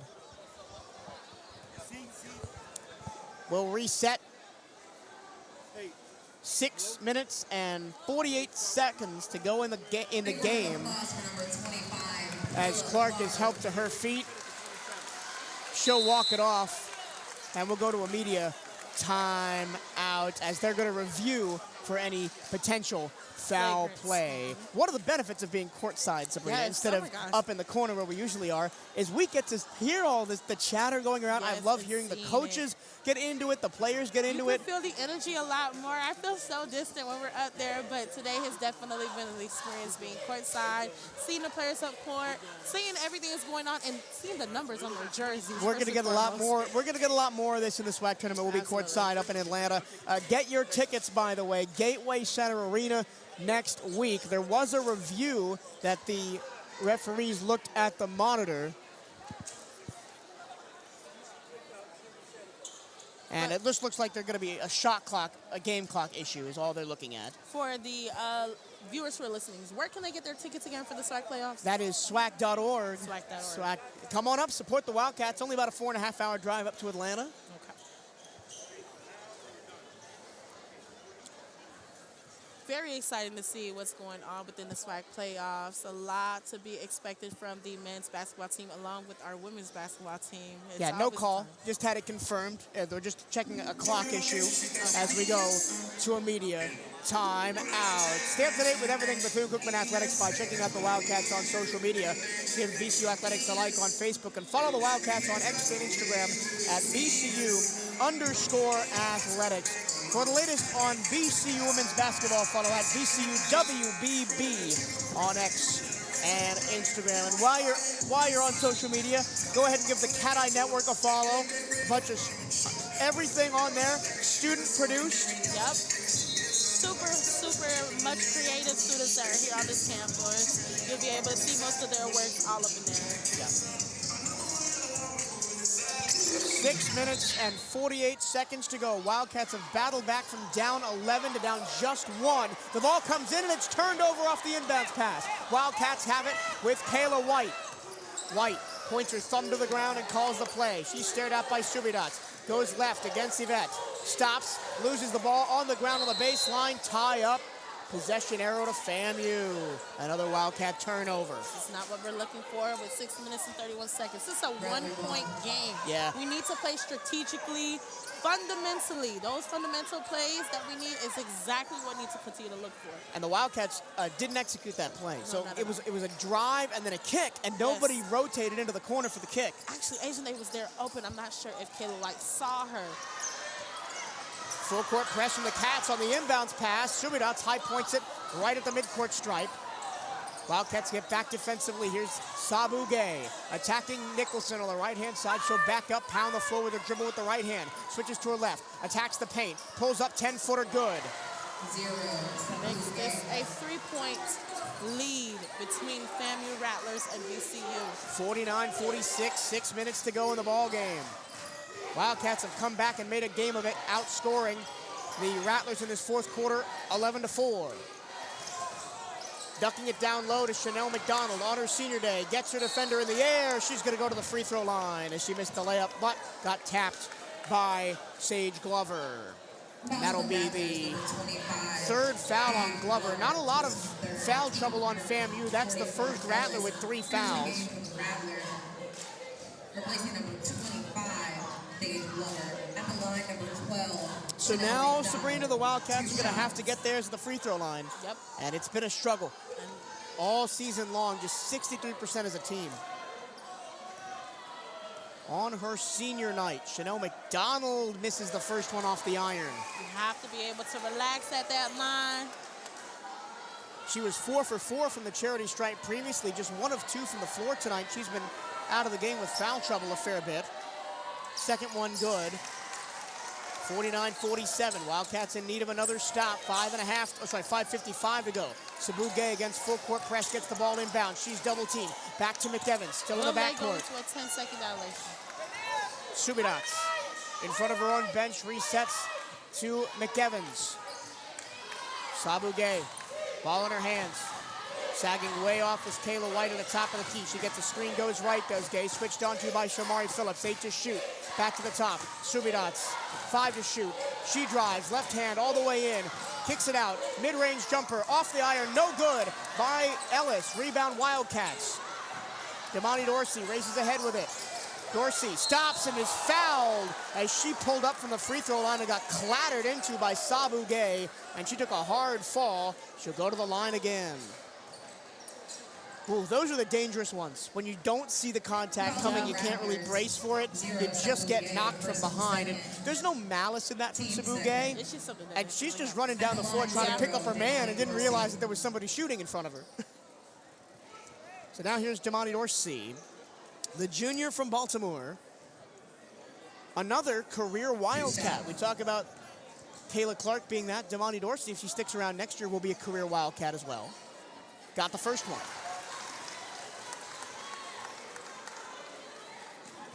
Damani from a basketball family. Her sister Cameron plays basketball for St. Francis University, the Red Flash up in New England. Missed the second one. Offensive rebound for Adrienne Nicholson, who, by the way, has got another double-double, 10 and 10. Oh, there she goes again.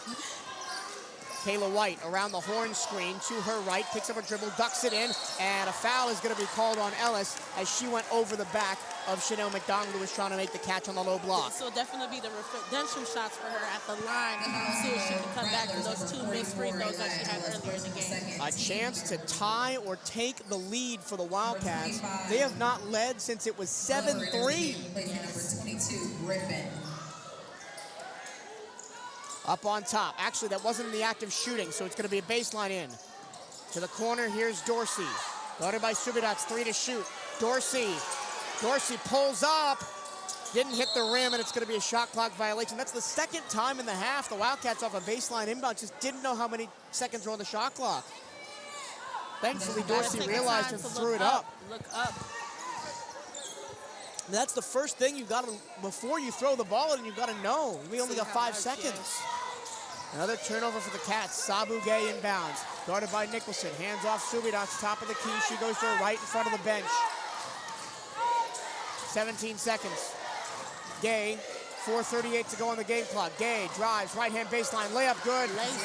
Hot knife through butter for Sabu Gay. She's got a game-high 12 points for FAMU. Back to a 3-point game, 51-48.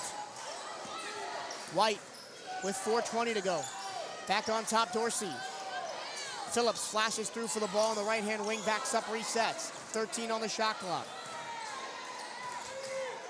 Kayla White changes the play, gets a screen, goes right, attacks, kicks out. Nicholson in the corner with 3 to shoot. She takes the long 2, misses everything, and it's another turnover for the Wildcats. An offensive rebound for McDonald, but again a shot clock violation. Second straight time down the floor, 3rd time in the game. Again, we're seeing the Wildcats go ice cold from the floor after they hit 4 of their last 5 before the 2 shot clock violations. This goes back to what we talk about for the keys to the game, execution and efficiency. How efficient are we as a team, or are they as a team, to be able to keep that momentum Ellis going gets on? positioned down low, misses the layup though, and the rebound is taken by the Wildcats. Shamari in the corner. In front, Shamari gets the pass, attacks the closeout, pulls up mid-range, bank shot, no good, rebound Gay. You could just see Gay all the way on top, all the team Gay members coast to grabbing coast, handoff, Glover underneath, layup is good. No resistance. Timeout, Wildcats. Coach Clayton Del Rosario wants to talk this one over. The Wildcats pulled within 1, but could not tie the game, and they're down by 5 again. 53-48. 30 minutes and 28 seconds left, 48-53. A lot can happen. We just got to find our groove back. Can we get that fire back to get to where we need to get to? You talk. Think about this. Points in the paint tonight.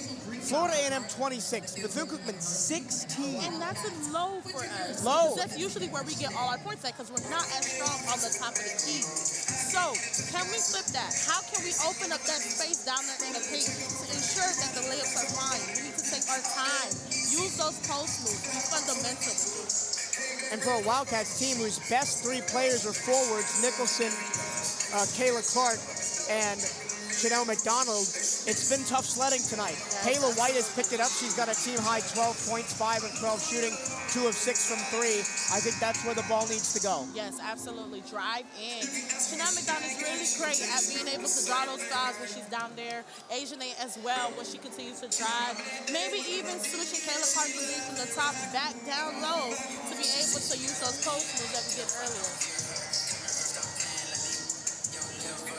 Bethune-Cookman ball, after they came all the way back to within 1, they're now back down 5, 53-48 after a quick 4-0 run by FAMU. Wildcats scoreless the last 150. Damani Dorsey, baseline drive, kicks out Kayla Clark at the top of the key. She drives all the way in over Ellis, gets fouled, and will go to the line. Just like you said earlier, them drawing those fouls are going to be able to elongate or shorten that gap of a lead that we have between FAMU as well. Elia Ellis is the second Rattler to pick up her third foul, the first one being Sage Glover. At the line number 25. Nobody with 4 fouls yet. Dorsey and McDonald have 3 for the Wildcats. Clark has 2. She's at the line with 3:19 to go, and the Cats down 5. First one is no good, too strong. Wildcats not as they're above their season average from the line tonight, 11 of 16, but you'd love to have those back. Misses both. Rebound tap to the corner. Nicholson tries to save it, but it comes to Subirats. 5-point lead on the ball for our visitors from Tallahassee. They can really make this one tough. 3 minutes even on the clock. Cheyenne McEvans, who hasn't been at her best tonight, but it hasn't needed to be, as Sabu Gay has been excellent, so is Sage Glover. All the way in, Ellis missed the layup. Rebound to the Wildcats. It goes out of bounds. Bethune-Cookman ball. The Wildcats have attempted 50 field goals tonight. Wow. But have only hit 16 of them. Gotta get at least to that halfway line. Yeah. And now, in the bonus is FAMU. The Wildcats have committed no fouls in this fourth quarter. Which I'm very happy for. The Rattlers 5, so the Wildcats will shoot the rest of the way, but is that really where you want to be in a situation where you're down 5 and not a great free throw shooting team? As Kayla Clark walked in front of us to go talk to her coaches, she is obviously in some discomfort but trying to gut it out here on senior night. The first free throw from Kayla White was good. The second one is also good. 3-point game, 53-50, 2:54 to go. As Demaya Griffin comes into the game for Florida A&M. This would be such a great time for us to press them, but that's only if we can execute the press correctly. The Wildcats will press. It comes into Griffin. Gay gets it back, and they'll token the press and drop back into a half-court defense. Wildcats down 3. Rattlers with the ball. 2:45 to go. Sabu Gay has been excellent tonight. 12 points on 6 of 10 shooting. She drives in, flips it out to the corner for McEvans, who's got Dorsey draped out over her. Down low, Sage Glover. Glover, ball fake, drive underneath, reverse layup, no good. The rebound is tapped out of bounds. Wildcat ball. You could see the frustration on Gay's face as soon as he saw the ball. She was not happy with that call, but in favor for the Wildcats. They are able to move it in with 2 minutes and 30 seconds left in the game. Down 3, 53-50. Wildcats in the all-black, trimmed in maroon and gold, attacking the basket to listeners left. Damani Dorsey controls out high, 20 on the shot clock. Hands to the flashing Shomari Phillips. Phillips at the nail to Kayla Clark. Clark, ball fake, hesitation drive underneath. Nicholson got whacked on the back of the head by Sabu Gay as she went up for the layup. And Sabu Gay, now that's her third foul. Wildcats again shooting 2 the rest of the way as the Rattlers are 5 fouls plus deep into this fourth quarter. The Wildcats have still committed no fouls in the fourth, although that's not going to help the Wildcats down the stretch if they need to foul to send them to the line. 11, Nicholson, 2 shots. Asian A. Nicholson at the line. Spins the ball in her left hand, puts it up good on the first one. Checking back in to the Texas Southern Prairie View game. Texas Southern has taken the lead with a minute to go, 62-58. Remember, if Texas Southern wins and we win, we're the 7 seed. Other than that, we're the 8. Second one good by Nicholson. Back to a 1-point game. 53-52. Crunch time, last 2 minutes. We got to find that fire, keep it there. Pressure. We need to find that Wildcat basketball that they usually play towards at the end. Bring that more out. Subidats around the Glover screen. She attacks Kayla Clark. Kicks right-hand corner to Glover, who's got 2 threes tonight. Glover hounded by Kayla White all the way across. Hands to Cheyenne McEvans, who's got that big brace on her right-hand leg. McEvans ices the screen on the right-hand wing. Almost lost the ball to Glover. Griffin. Glover takes it, 3 to shoot. Subidats attacks the closeout. Long 2. No good. Missed everything. Shot clock violation. Wildcat ball. I am hoping to see Shamari on either the left or right-hand side for a 3 and being able them to have another stop and slow the game down to confirm this win, and this is all that we need. Right when the Wildcats needed it, best defensive possession of the game for Bethune-Cookman. Absolutely. You got Shamari on the right, third side. Shamari has the ball back to Damani Dorsey, high read open. action. Looking for a backdoor cut, won't find it. Back up top, Nicholson. Wildcats down 1. Nicholson all the way in, missed the layup short. Rebound kicks around to the corner. It is out of bounds. FAMU ball. Nicholson and White collided, trying to save that ball, but it just goes back to FAMU. And again, the Wildcats with a chance to take the lead, and they can't do it. They've had 3 or 4 chances in this fourth quarter to finally jump back on top, but every time they cannot connect. And their look wasn't bad. Nicholson just shorted the layup. Not at all. It's just the energies both teams are wanting to win. That fight of wanting to win, you can feel that in the air. Feel it with both teams, both coaches, players, everywhere. More Jim getting loud, trying to get behind their defense. Wildcats need another stop. Down 53-52 with 1:15 to go. Rattlers in the all-orange attacking left to right. They've got the ball. Inbound goes to Subidats. Back to Sabu Gay, who's got a team-high 12.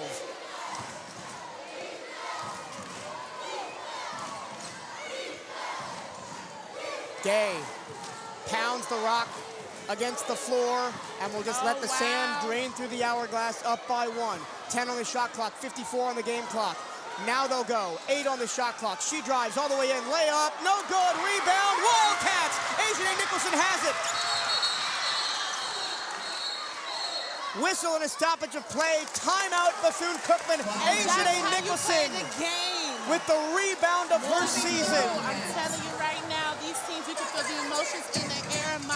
This is something, not just a rival game. Every time FAMU and B-CU goes together, the emotions that are going through, running through the players, the teams, even the coaches itself, is something that you have to be here to experience. With 45.6 seconds left in the game, down by 1, this is going to be the change of trajectory. All we need is a 3-pointer.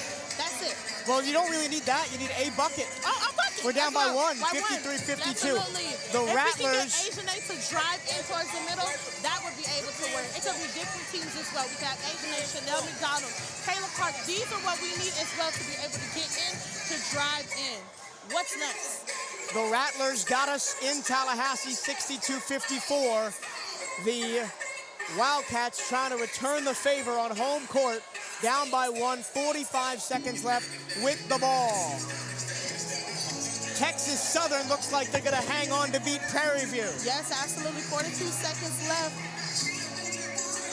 Can we respond and match Texas Southern with their win as well? Asia Nicholson with 12 rebounds tonight has moved into a tie for 5th place in best rebounding seasons in B-CU history. Wow. With Catrice Lee in 1989, 347 rebounds on the year. And we still have more games to go? Yep, at least one Still up have in Atlanta. Yeah. I mean, as I said, 353 is the 3rd best. That's not out of the realm of possibility.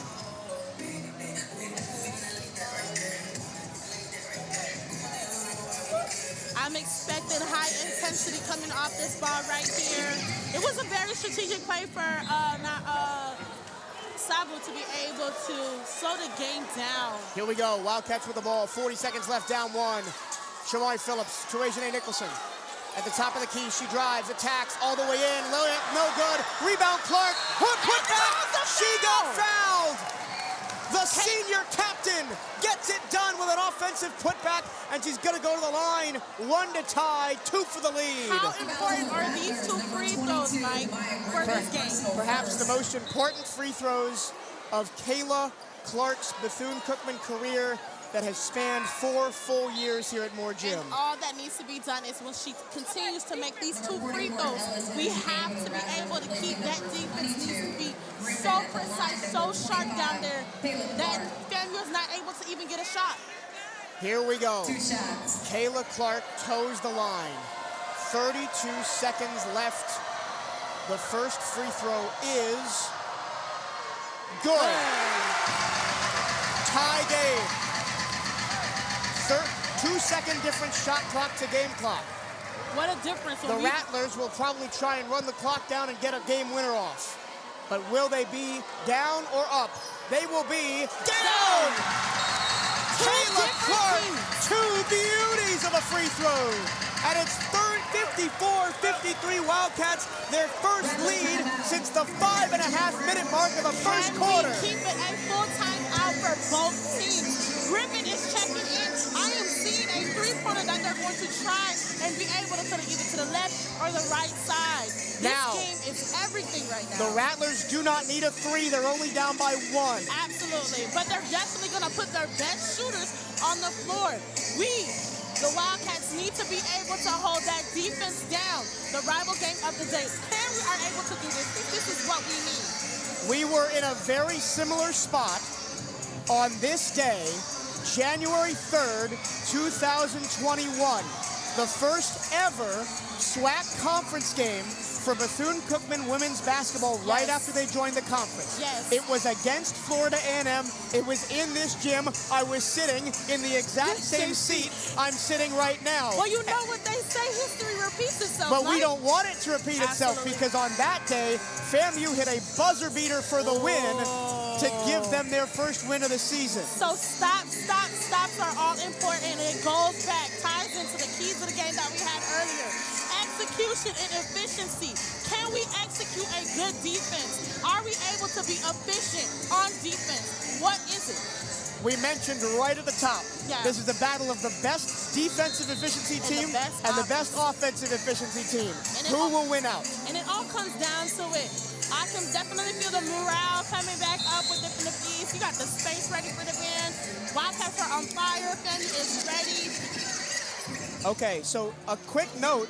Layla Lancaster, the 6'5" freshman from Lynette, Alabama, is in the game. Interesting. Instead of Chanel McDonald. This is definitely interesting. I honestly probably think that you put her down there for spots. We need all tops. Florida A&M will inbound from the far sideline. 32 seconds on the game clock, 30 on the shot clock. A 1-point lead for the Cats. Sabu Gay takes the inbound. She'll put her heels on the midcourt stripe and pound the rock against the hardwood with her left hand. They will wait until the end of the game. Gay, 18 seconds left. She attacks, goes back Subidats into the corner. Griffin for 3, good! A dagger from Damaya Griffin with 14 seconds left, and the traveling Rattler fans are on their feet. A coach's timeout. 2 points. Has to go to overtime now. So now the Wildcats will have to make a shot. Shamari definitely just checked in, so I'm thinking that they're going to definitely use her on either left or right side for a three-pointer. One of the best three-pointers that we have on the team right now, her or Janessa Kelly. It could be either or. Heart-pounding basketball action here at Moore Gym. And that's that same position that you said earlier that happened between the Rattlers. You know how they had a buzzer beater, almost, of a three-pointer over there. But now the Wildcats get a chance to respond. Can we 14 seconds left, 2 to send it to overtime, 3 for the win. And this is a three-point shooting team in the Wildcats that is not very good. 27% on the season. This necessarily needs to be a poised action play between the Wildcats. definitely to be poised. Here we go. Dorsey triggers the inbound right in front of us. Kayla Clark gets the ball against Sumirat. She goes all the way in, throws it up, and good! 10 seconds left. 10 seconds left. Timeout, Florida A&M. Did the Wildcats back the senior, Mike? Did the Wildcats go too fast? Kayla Clark with the massive inbounds catch and drive all the way in. She got the layup to go. And it is 56-56, 11 seconds left, but now FAMU has a chance to win it. I think I have to stand up for this part. The same way that you're standing up, Mike, this is an exciting game. 11 seconds left. It could go to overtime, or it can leave with somebody's winning today. One of them. The game and I hate to say the big letter O here. It's game over in Houston, Texas. Texas Southern wins. Wow. They've done their part. They come back from a 15-point halftime deficit to beat Prairie View A&M. And can we do the same? Now can the Wildcats hold up their end of the bargain and win and get the number 7 seed. 56-56, 11 seconds to go. Florida A&M has the basketball. They've already hit one dagger shot for Demaya Griffin. Will it go back to her? I think it will. I think it definitely will. We need to be able to cover Sabu because she is going to hold that ball. If anything, a catch and shoot. A catch and shoot. Both teams have one timeout left. Sabu Gay trying to get the inbounds pass. It is batted around, loose on the ground, Wildcat ball, 8 seconds left, timeout Bethune-Cookman, they stole the inbounds pass. Asia Nicholson stole the inbounds pass. This is exactly what we're looking for, Mike. 7 seconds left in the game, both teams, 56-56, the trajectory of it can go either way, but our team has the advantage right now. The Wildcats definitely have an advantage. Will they shoot a three-pointer? Will they have a layup? All we need is 1 point. How clutch has the defense been in the fourth quarter, holding FAMU to just 11 points? This is exactly what we were looking for the entire game. That fire that we're asking for the entire game. And it came down to this, the 7 seconds left. Now, you're in the huddle, which was literally 5 feet from us down here at the scorer's table. What do you draw up? Drive. I'm drawing up a Kayla Clark drive. Drive. That's all we need to do right now. Either drive, and unless it's open and Shamari is outside on the wings, you can shoot a 3, but drive. We got to be fundamental. We got to be smart with this. I want to drive as well because there's so many things that can go well for you. Either you get the shot, you get fouled, or you get a rebound. And then a putback right then and there within that same seconds. Shot clock. There's no shot clock. That's the 7-point lead. Damani Dorsey, right in front of the scorer's table, gets set to trigger the inbounds pass. 7 seconds left. Tie game at 56. Kayla Clark drives in all the way. Layup. No good. Nicholson, 1 second left. Lost the ball. Overtime at Moore Gym. Well, they did exactly what we thought they were going to do, and Kayla Clark on senior night just has her potential game-winning shot rim out. But that's okay, though. This gives them an extra time to be able to figure out what exactly that needs to be done. Oh, 2 seconds on the clock, Mike. Oh, they put 0.2 seconds, so not any time for anything. Oh, okay. Except the tip in. They'll bring the 6'6" Zakiah Carter in to prevent any tip-in shenanigans. This is such an exciting game. 0.2 seconds left, tied at 56. We are likely going to overtime. The men's team is getting hype in the tunnel. Ready. This is exactly what they're looking for. They want to come out and warm up, but the women are going to play 5 more minutes. It goes up. Nicholson tips it. No good. And we will play 5 more minutes of basketball here at Moore Gymnasium. It's nothing like a rival game here, Mike, and especially here at Moore Gymnasium. Is this the first women's basketball game to go to overtime at Moore Gym this year? Yes, it is, and it just so happened to be the last conference game as well that it is happening in. How ironic is that? If you're just tuning in, where have you been all night?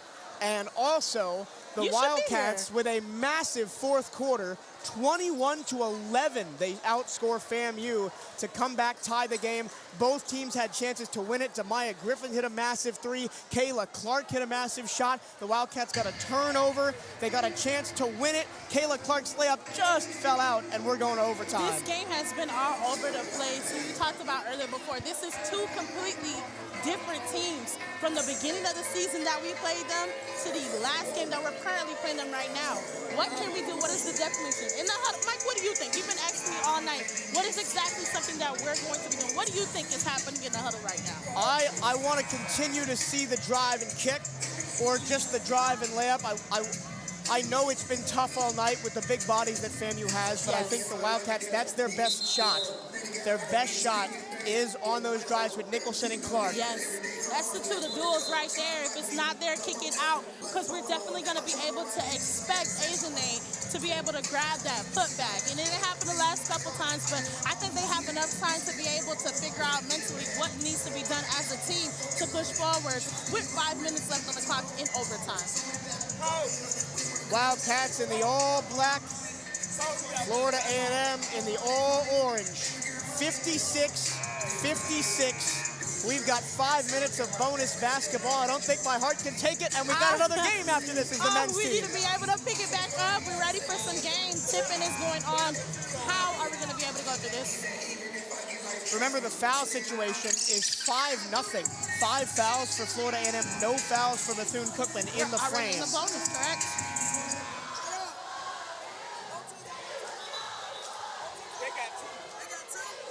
FAMU has 2 timeouts. The Wildcats have 1 timeout. 5 minutes to go. They'll jump it up at center court again. Here we go. It's Nicholson and Glover. The ball's in the air. Nicholson taps it, but Sabu Gay takes it for the Rattlers. Gay across to Cheyenne McEvans. Their top scorer only has 5 tonight. But it's been Demaya Griffin and Sabu Gay have been absolutely masterful on offense for FAMU. Gay attacks Shamari Phillips all the way in, lost the ball. Wildcats take it away. Here comes Kayla White all the way up the floor. Layup, good. What a hooper for our senior. The seniors are showing out tonight, Mike. Oh, yeah. They are showing out, and they're showing us what Wildcats are capable to do under high-intensity pressure. Just the outlook of what's going on in the SWAC playoffs, they're showing us what they're capable of. Still 4:18 to go in overtime. Wildcats by 2. Sage Glover I'm on the literally right on the wing. edge of my seat. Subidats, right-hand corner. Back to Glover who hit the big, Griffin who hit the big 3 to send us to overtime. All the way in, drive, layup, short, rebound. FAMU ball, shot clock violation, though it never hit the rim. Yep, that's exactly what we needed. Not a day for an off day for Cheyenne McEvans. That was a layup that just missed everything. Now they're debating whether it's going to be a shot clock violation or hit the rim. They're going to go to a replay review to see if it hit the rim. Well, this is the downside of close games down the end as we get review after review after review. They have to make sure everything is on point. Can you hear me? Yeah. So we want to... There is no BC without you. Show your support for Bethune-Cookman Athletics by joining the Wildcat Champions Club today. Help us build a championship culture here at Bethune-Cookman. You can donate and join at bcuathletics.com/champions club today. That's bcuathletics.com/champions club. Support the Wildcats like never before. Bethune-Cookman Athletics has partnered with Influxer to bring you officially licensed, co-branded NIL merchandise featuring your favorite players, names, and numbers. Proceeds from each purchase directly supports Wildcat student athletes. Show your support for your favorite Wildcats today at bcuathletics.com/NIL merch. And why wouldn't you want a Kayla Clark jersey after tonight? Exactly. Checking in on a couple of scoring numbers for the Wildcats. Kayla White has 16. Asiane Nicholson has 12 points, 13 rebounds. Kayla Clark has 8. Chanel McDonald has 7. Phillips and Brooks have 6. For Florida A&M, 3 in double figures. Gay with 12, Griffin with 12, Glover with 10. I think it did hit the rim, so it's going to be FAMU ball off the out of bounds. So the Wildcats don't get a turnover here from what the referees were saying right next to us reviewing that one. 4 minutes left on the clock, and the Wildcats are up by. So it's going to be 20 seconds on the shot clock. Baseline in for Florida A&M after a missed layup at the end by Cheyenne McEvans. Here we go. Wildcats in need of more stops, up 58-56, 1 minute into overtime. The men's team's waiting in the wings. Sage catches the ball, back to Subidats. She drives, kicks to Sage, baseline, runner, spinning in the lane, no good. Good defense by Kayla Clark. Takes it all the way down, Asiane. Slowing the game down that we've been asking them to do the entire game. So this is what we've been looking for. They finally got the gist. White who's got a game-high 16. Nicholson at the free throw line, attacks McEvans, picks up her dribble. He gets fouled, got bumped on a hip check by McEvans. This is what we needed, those drives that we talked about to be able to secure our win, the Wildcats win, and be able to do that.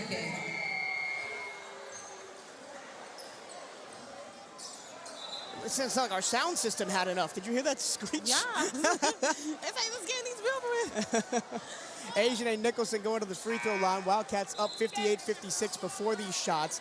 Aliyah Ellis is going to check back in to play the 5. She's got 4 fouls. When she went out, the Wildcats got a lot more agency in the paint in that fourth quarter. Yep. I want to see them drive at her and potentially get her out of there. Take advantage of that, being able to open up those floors to be able to go in for those 3. First, the free throws by Nicholson. The first one bounces in.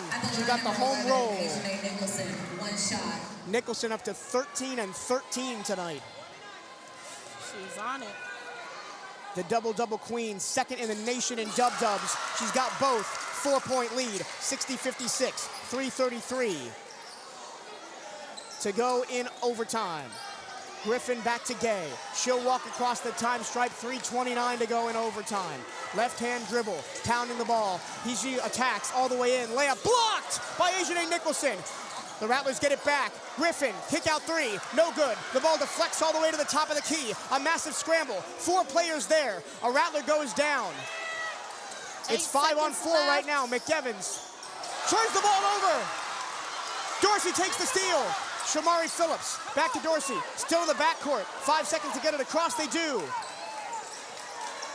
And now the Wildcats will drain some sand through the hourglass, up by 4, with 2:53 to go in overtime.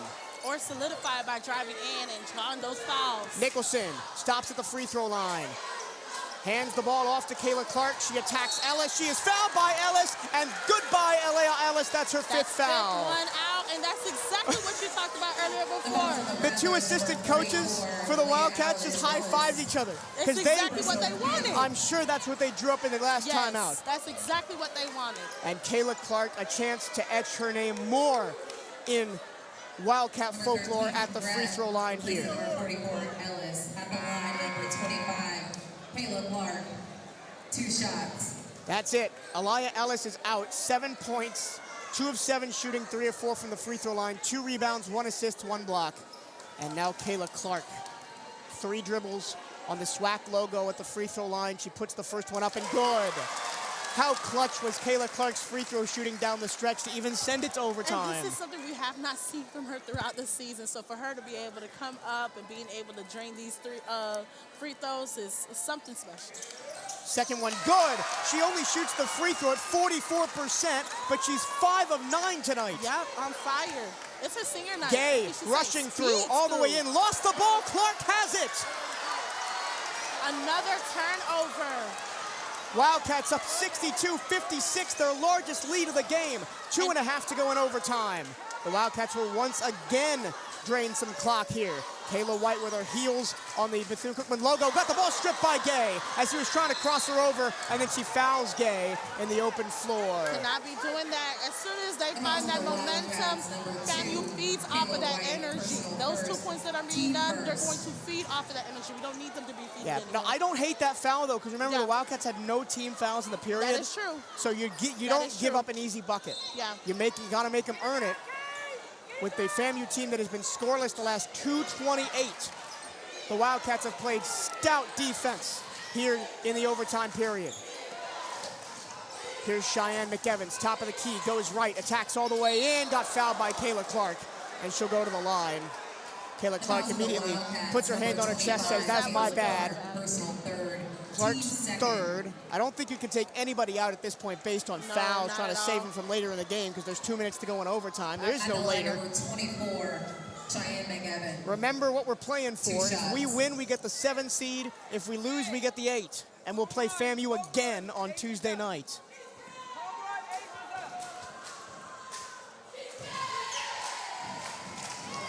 The first free throw is no good by Cheyenne McEvans. Their talisman averages almost 17 points a game, only 5 tonight. And the second one is good. She's up to 6 on just 2 of 5 shooting. No press. Now here comes the press. Dorsey gets the ball in bounds. 2 minutes to go. They break the press into the front court. Kayla White hands to Kayla Clark. Into the far corner. Shomari Phillips for three. Got it! The three, exactly what we've been looking for, Mike. Shomari Phillips with a big-time three from the corner. I knew it. Rattlers go quickly. McEvans against Ajane. Bumps her. Misses the layup. Ajane the rebound. Ajane hands it off. Drop off. Into the front court. Double team comes. Kayla White goes by it. Kicks it back out. All the way out. Another three on the way from Phillips. Oh, yeah! Shomari Phillips showing out on senior night. Two back-to-back threes. Are they going to respond with one? No. They don't. Quick three from the corner. Out of bounds. It is Wildcat ball. Shomari Phillips. How do you do? Timeout on the court. We get to catch our breath here a little bit. She is who she says she is.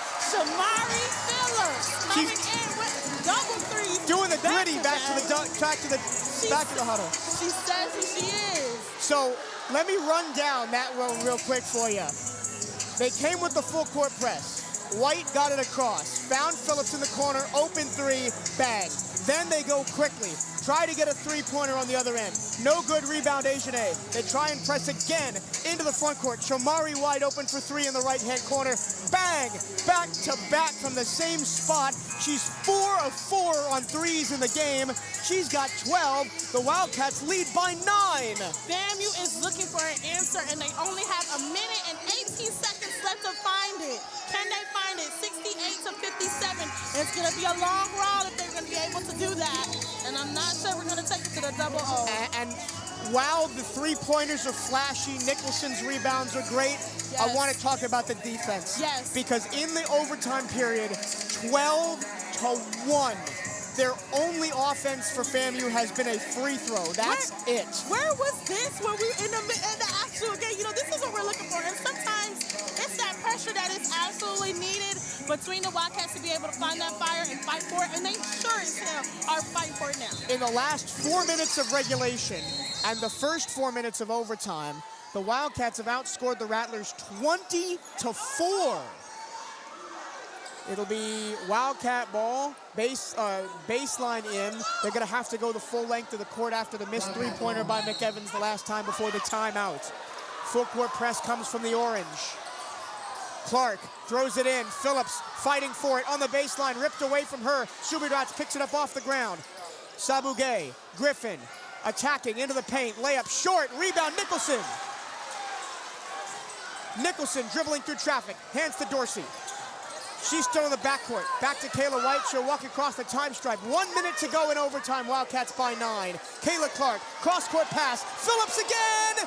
Oh, she finally missed one off the front of the iron. That would have been crazy.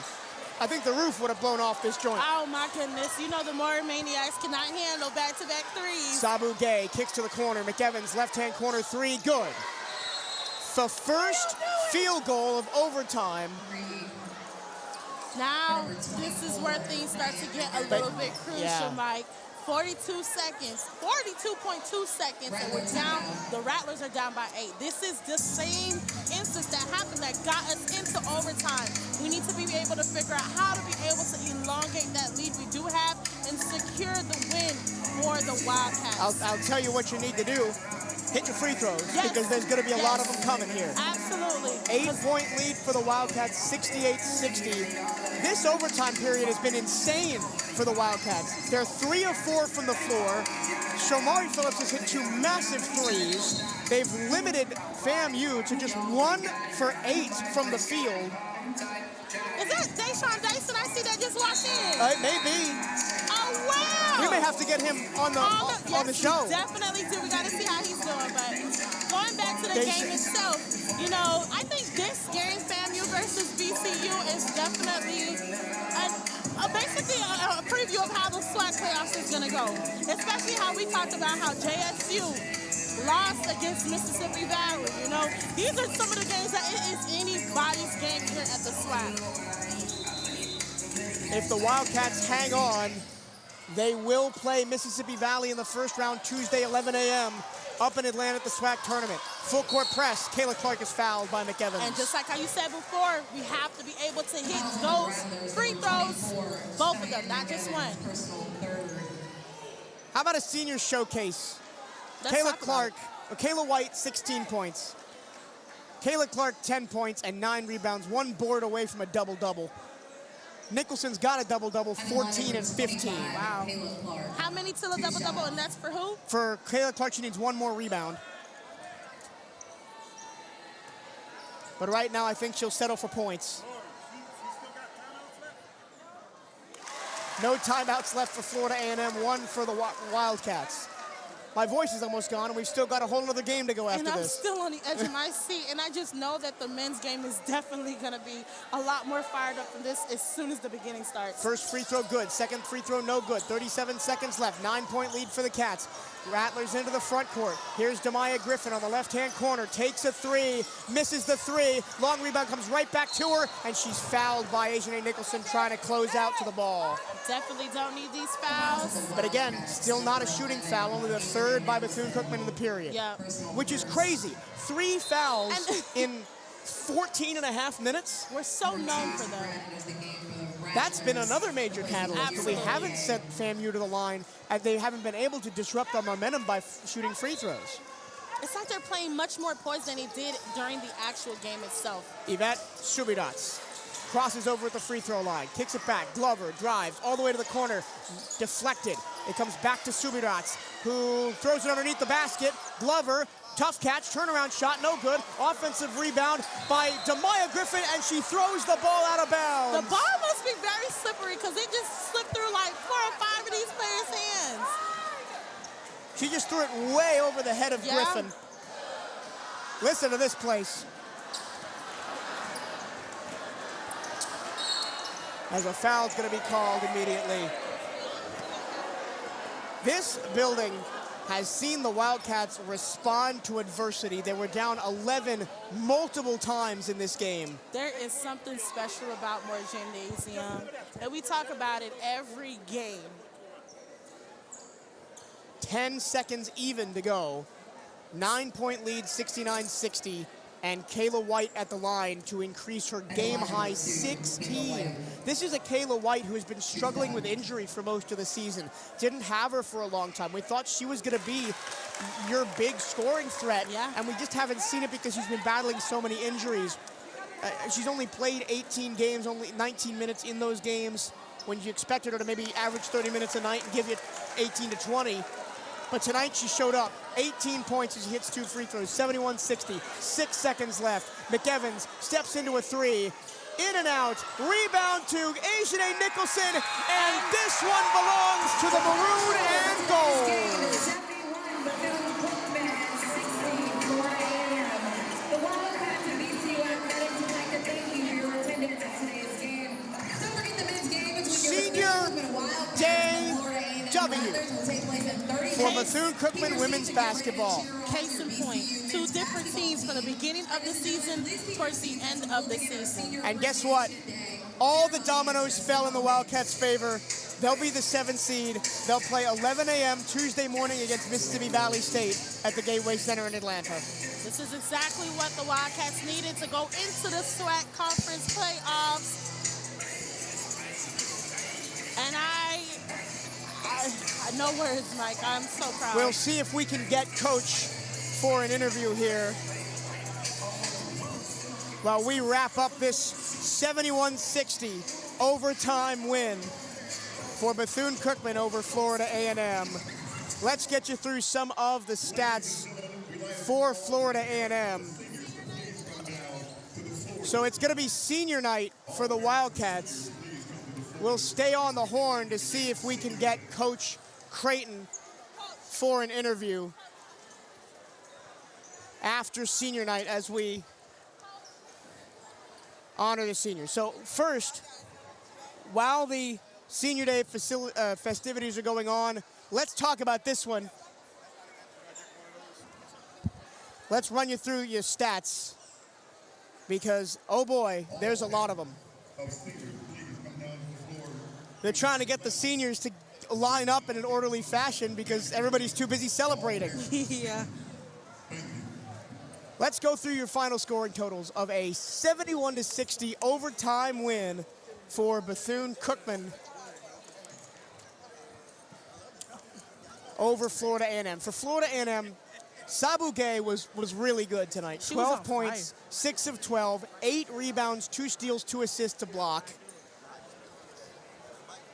Also great was Tamaya Griffin. She pretty much kept him in the game in the fourth quarter with a couple of big three-pointers. 3 of 10 from the floor, but all 3 of them were threes. 3 out of 3 from the free throw line and 5 rebounds as well. She had 12 points. Shage Glover, also great for Florida A&M. 3 of 12 from the field, but 4 of 7 from the free throw line. She had 10 points. McEvans averages 16 and a half. She only had 9 on the night. Just 3 of 8 shooting, 1 of 2 from beyond the arc. Ellis had 7 and fouled out. Subirats had 6. Sharp had 2. And Carter had 2. And for Bethune-Cookman, Kayla White, take a bow. She's about to be honored at center court for senior night. She had 18 points, 6 of 13, 2 out of 6 from 3, perfect from the free throw line, 4 rebounds, 2 assists. She is my player of the game. Absolutely. This is a phenomenal game with all players, and this is something that I know it's a very emotional, bittersweet, but they ended with a bang, you know? Guess what? The double-double queen does it again. She's not a senior, she's a junior. She'll be back next year, by the way, and a chance to one-up her amazing season. Asian Nicholson, 14 points, 16 rebounds. That's her second most rebounds in a game this season, I believe. She had 19 in the game. Yep. Shomari Phillips had 12, 4 three-pointers, all in the second half. She's another big reason why the Wildcats won this one. Kayla Clark, her final game at Moore Gymnasium, she was amazing. 11 points, 9 rebounds, 1 shy of a double-double, 4 assists, 4 steals, 2 blocks. As Cassandra Hawthorne, who did not feature tonight, is going to be the first senior honored. Hawthorne, a senior from Hartford, Connecticut, played at Merrimack College, Essex Junior College, the former junior college national champion. Junior college national champion Cassandra Hawthorne gets her collegiate bow this evening. Also, Daimani Dorsey is also out there. Damani Dorsey is not a senior, but is escorting Shomari Phillips as a teammate. You see that a lot. Yeah, definitely. You build bonds when you're on this team as well to see, you know, you become sisters or brothers, depending on this. You've been with that person for 4 years, if not more. Still going through the scores for the Wildcats. Chanel McDonald on her final collegiate home game had 7. Jordan Brooks had 6. Lots of upside for Jordan Brooks. She had those 6 in like a 2-minute span with the 4-point play and then the driving layup. She only played 15 minutes tonight, but I think a lot of that was because Kayla White took over. Absolutely. But I think bright future ahead for Jordan Brooks. And Shomari Phillips on senior night hit 4 threes, and she's walking to center court and being honored. The final scores for the Wildcats, Camaro Langston 2, Damani Dorsey just 1, but she was great. 3 steals, 2 rebounds, had a bunch of assists for Damani Dorsey as well.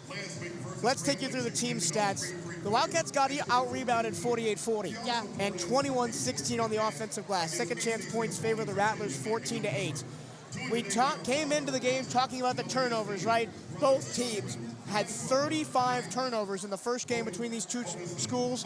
Bethune-Cookman just 16 turnovers tonight, and they forced 26 Florida A&M turnovers, and they got 26 points off those 26 turnovers. Points in the paint favored the Rattlers 26-20, but again, with Elia Ellis in there for most of the game, just shutting off those drives. Late in the game, you saw the driving from Kayla Clark and Asian Nicholson come through a little bit, but for most of the game, the Wildcats had to rely on that mid-range and outside shooting to stay involved. The Wildcats had 14 steals, leading to 15 fast break points. The Rattlers just 7 steals, leading to 9 fast break points. Shooting splits look like this. The Wildcats hold Florida A&M, who usually shoots the ball, at 41% to 31% from the floor tonight. And you talked about earlier when we talked about keys to the game that B-CU is #1 in opponent field goal percentage, which is 38%. And they held the best shooting team in the conference to under their season average. while shooting 34% from the field. It's not great. Yes, they did but enough offensively.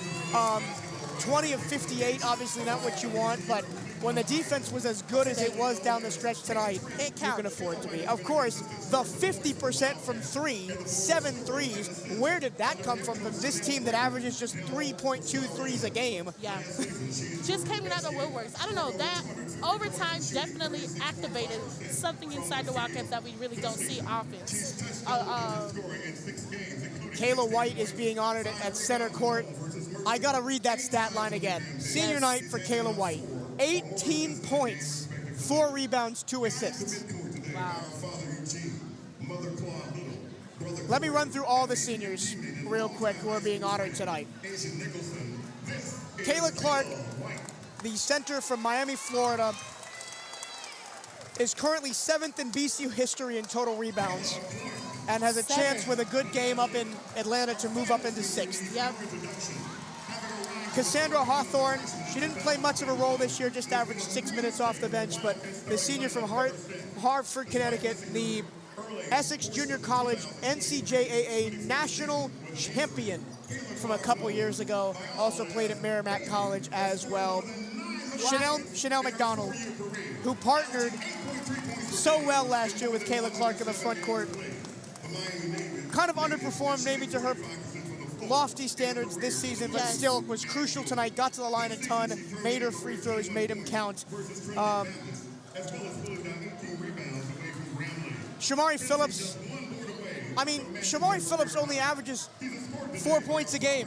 She hit 4 threes tonight, all in the second half. She's leaving here with something. What a crazy She's game leaving here with something. for Shamari Phillips, as all the seniors are about to take their final picture. Kayla Clark, the final senior, being honored at center court.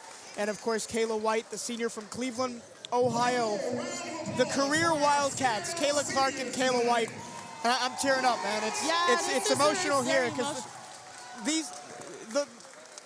to make this a little bit personal for a second, these are the freshmen that started with me when I started at Bethune-Cookman. They were freshmen when I was first starting working here. Yeah. And to see Kayla Clark and Kayla White be career Wildcats, be dedicated to this university, to stick around even when times were hard, and they've got a chance to do something special in Atlanta next week. So once again, your seniors, Kayla White, Shamari Phillips, Chanel McDonald, She came in Cassandra Hawthorne, and Kayla Clark taking a picture at half court. The Wildcats defeat Florida A&M 71-60. We are just about to hear from Coach Janelle Creighton Del Rosario here at the desk. And then, of course, the men's team's just about to warm up to go. Brayon Freeman is in uniform, by the way. No way. We will get confirmation between games to see whether he will play or not, or whether he's just supporting the boys. But we shall see, as we're about to get Coach Creighton Del Rosario on the headset. Of course, the senior day festivities going on, pictures still being taken at half court. Some beautiful senior portraits for all the seniors. The Wildcats win 71-60 on an emotional night here at Moore Gymnasium. We've still got the men's game to come. Remember, the Wildcats winning and Prairie View A&M losing to Texas Southern means the Wildcats, and now the men's seniors will start to be honored. We'll go over them at the end of the men's game, as we're now joined by Coach Janelle Creighton Del Rosario. Coach, on an emotional night where you send your first ever full senior class out, Kayla Clark and Kayla White, how important was this win for you?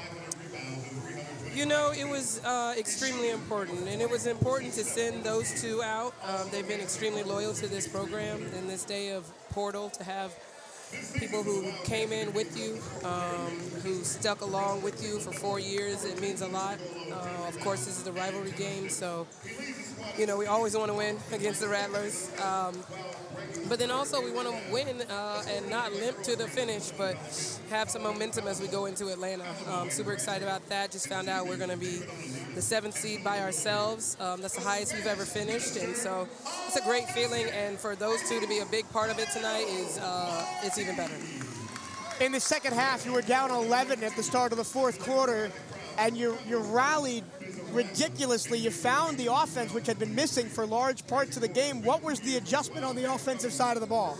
I think sometimes, honestly, we were getting the shots all game. All game we were getting the shots, they just weren't falling. So we were a little bit more aggressive, got to the free throw line. Sometimes seeing that ball go in from the free throw line helps. But I think what I'm most proud of is we just didn't give up. You know, we talked about being down and that we had to go, we had to be aggressive, we couldn't stop, we couldn't, wait for anything to happen. And so I think they really took that to heart. And for us, shooting good in the fourth quarter isn't always what happens for us. So actually, the exact opposite happened last time we played FAM at the end of the year. And so for us to flip it in that way and just continue to have faith in ourselves, know that our sets are going to work, we're going to get the shots we want, and that they're going to fall was everything. Talk about the defense. I mean, you held the best shooting team in the conference to 10 percentage points under their field goal percentage on the season. And it really kept you in the game through all those cold shooting portions. Right. I think, our defense oftentimes isn't exactly where we want it to be, but for us tonight, we kept at it. We switched it up a couple times, and then at some point we said, hey, what are you guys going to do? What do you feel like most comfortable in? What do you feel like you can do? And I think once you get a couple of stops in a row, people start believing in it, and they start having faith in it. And so for us tonight, we really kind of locked in. We were able to, one, play good defense, but two, have a lot of good help, and then one shot. That's the biggest thing, If they only have one shot, it makes it a lot harder. If they get 3 shots per possession, everybody can make something out of that. And so for us to really hone down and hone in on the rebounding was a big part as well. All right, Coach, I'm going to let you go be with your team. Thank you so much. Thank you guys for your so time. much. Congratulations on the win. Thank you so much. The Wildcats win it on senior night.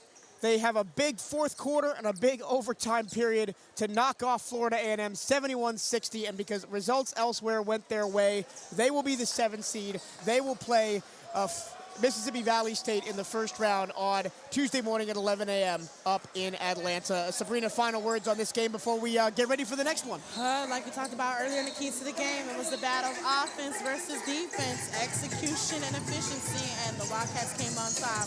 So next game, SWAC playoffs, let's see where we can go from here.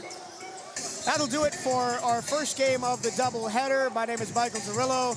We've got Sabrina Petit home here at the table with me for our entire Wildcat crew. CatEye Network here at Moore Gymnasium. We'll see you in about half an hour for men's basketball right here on the CatEye Network.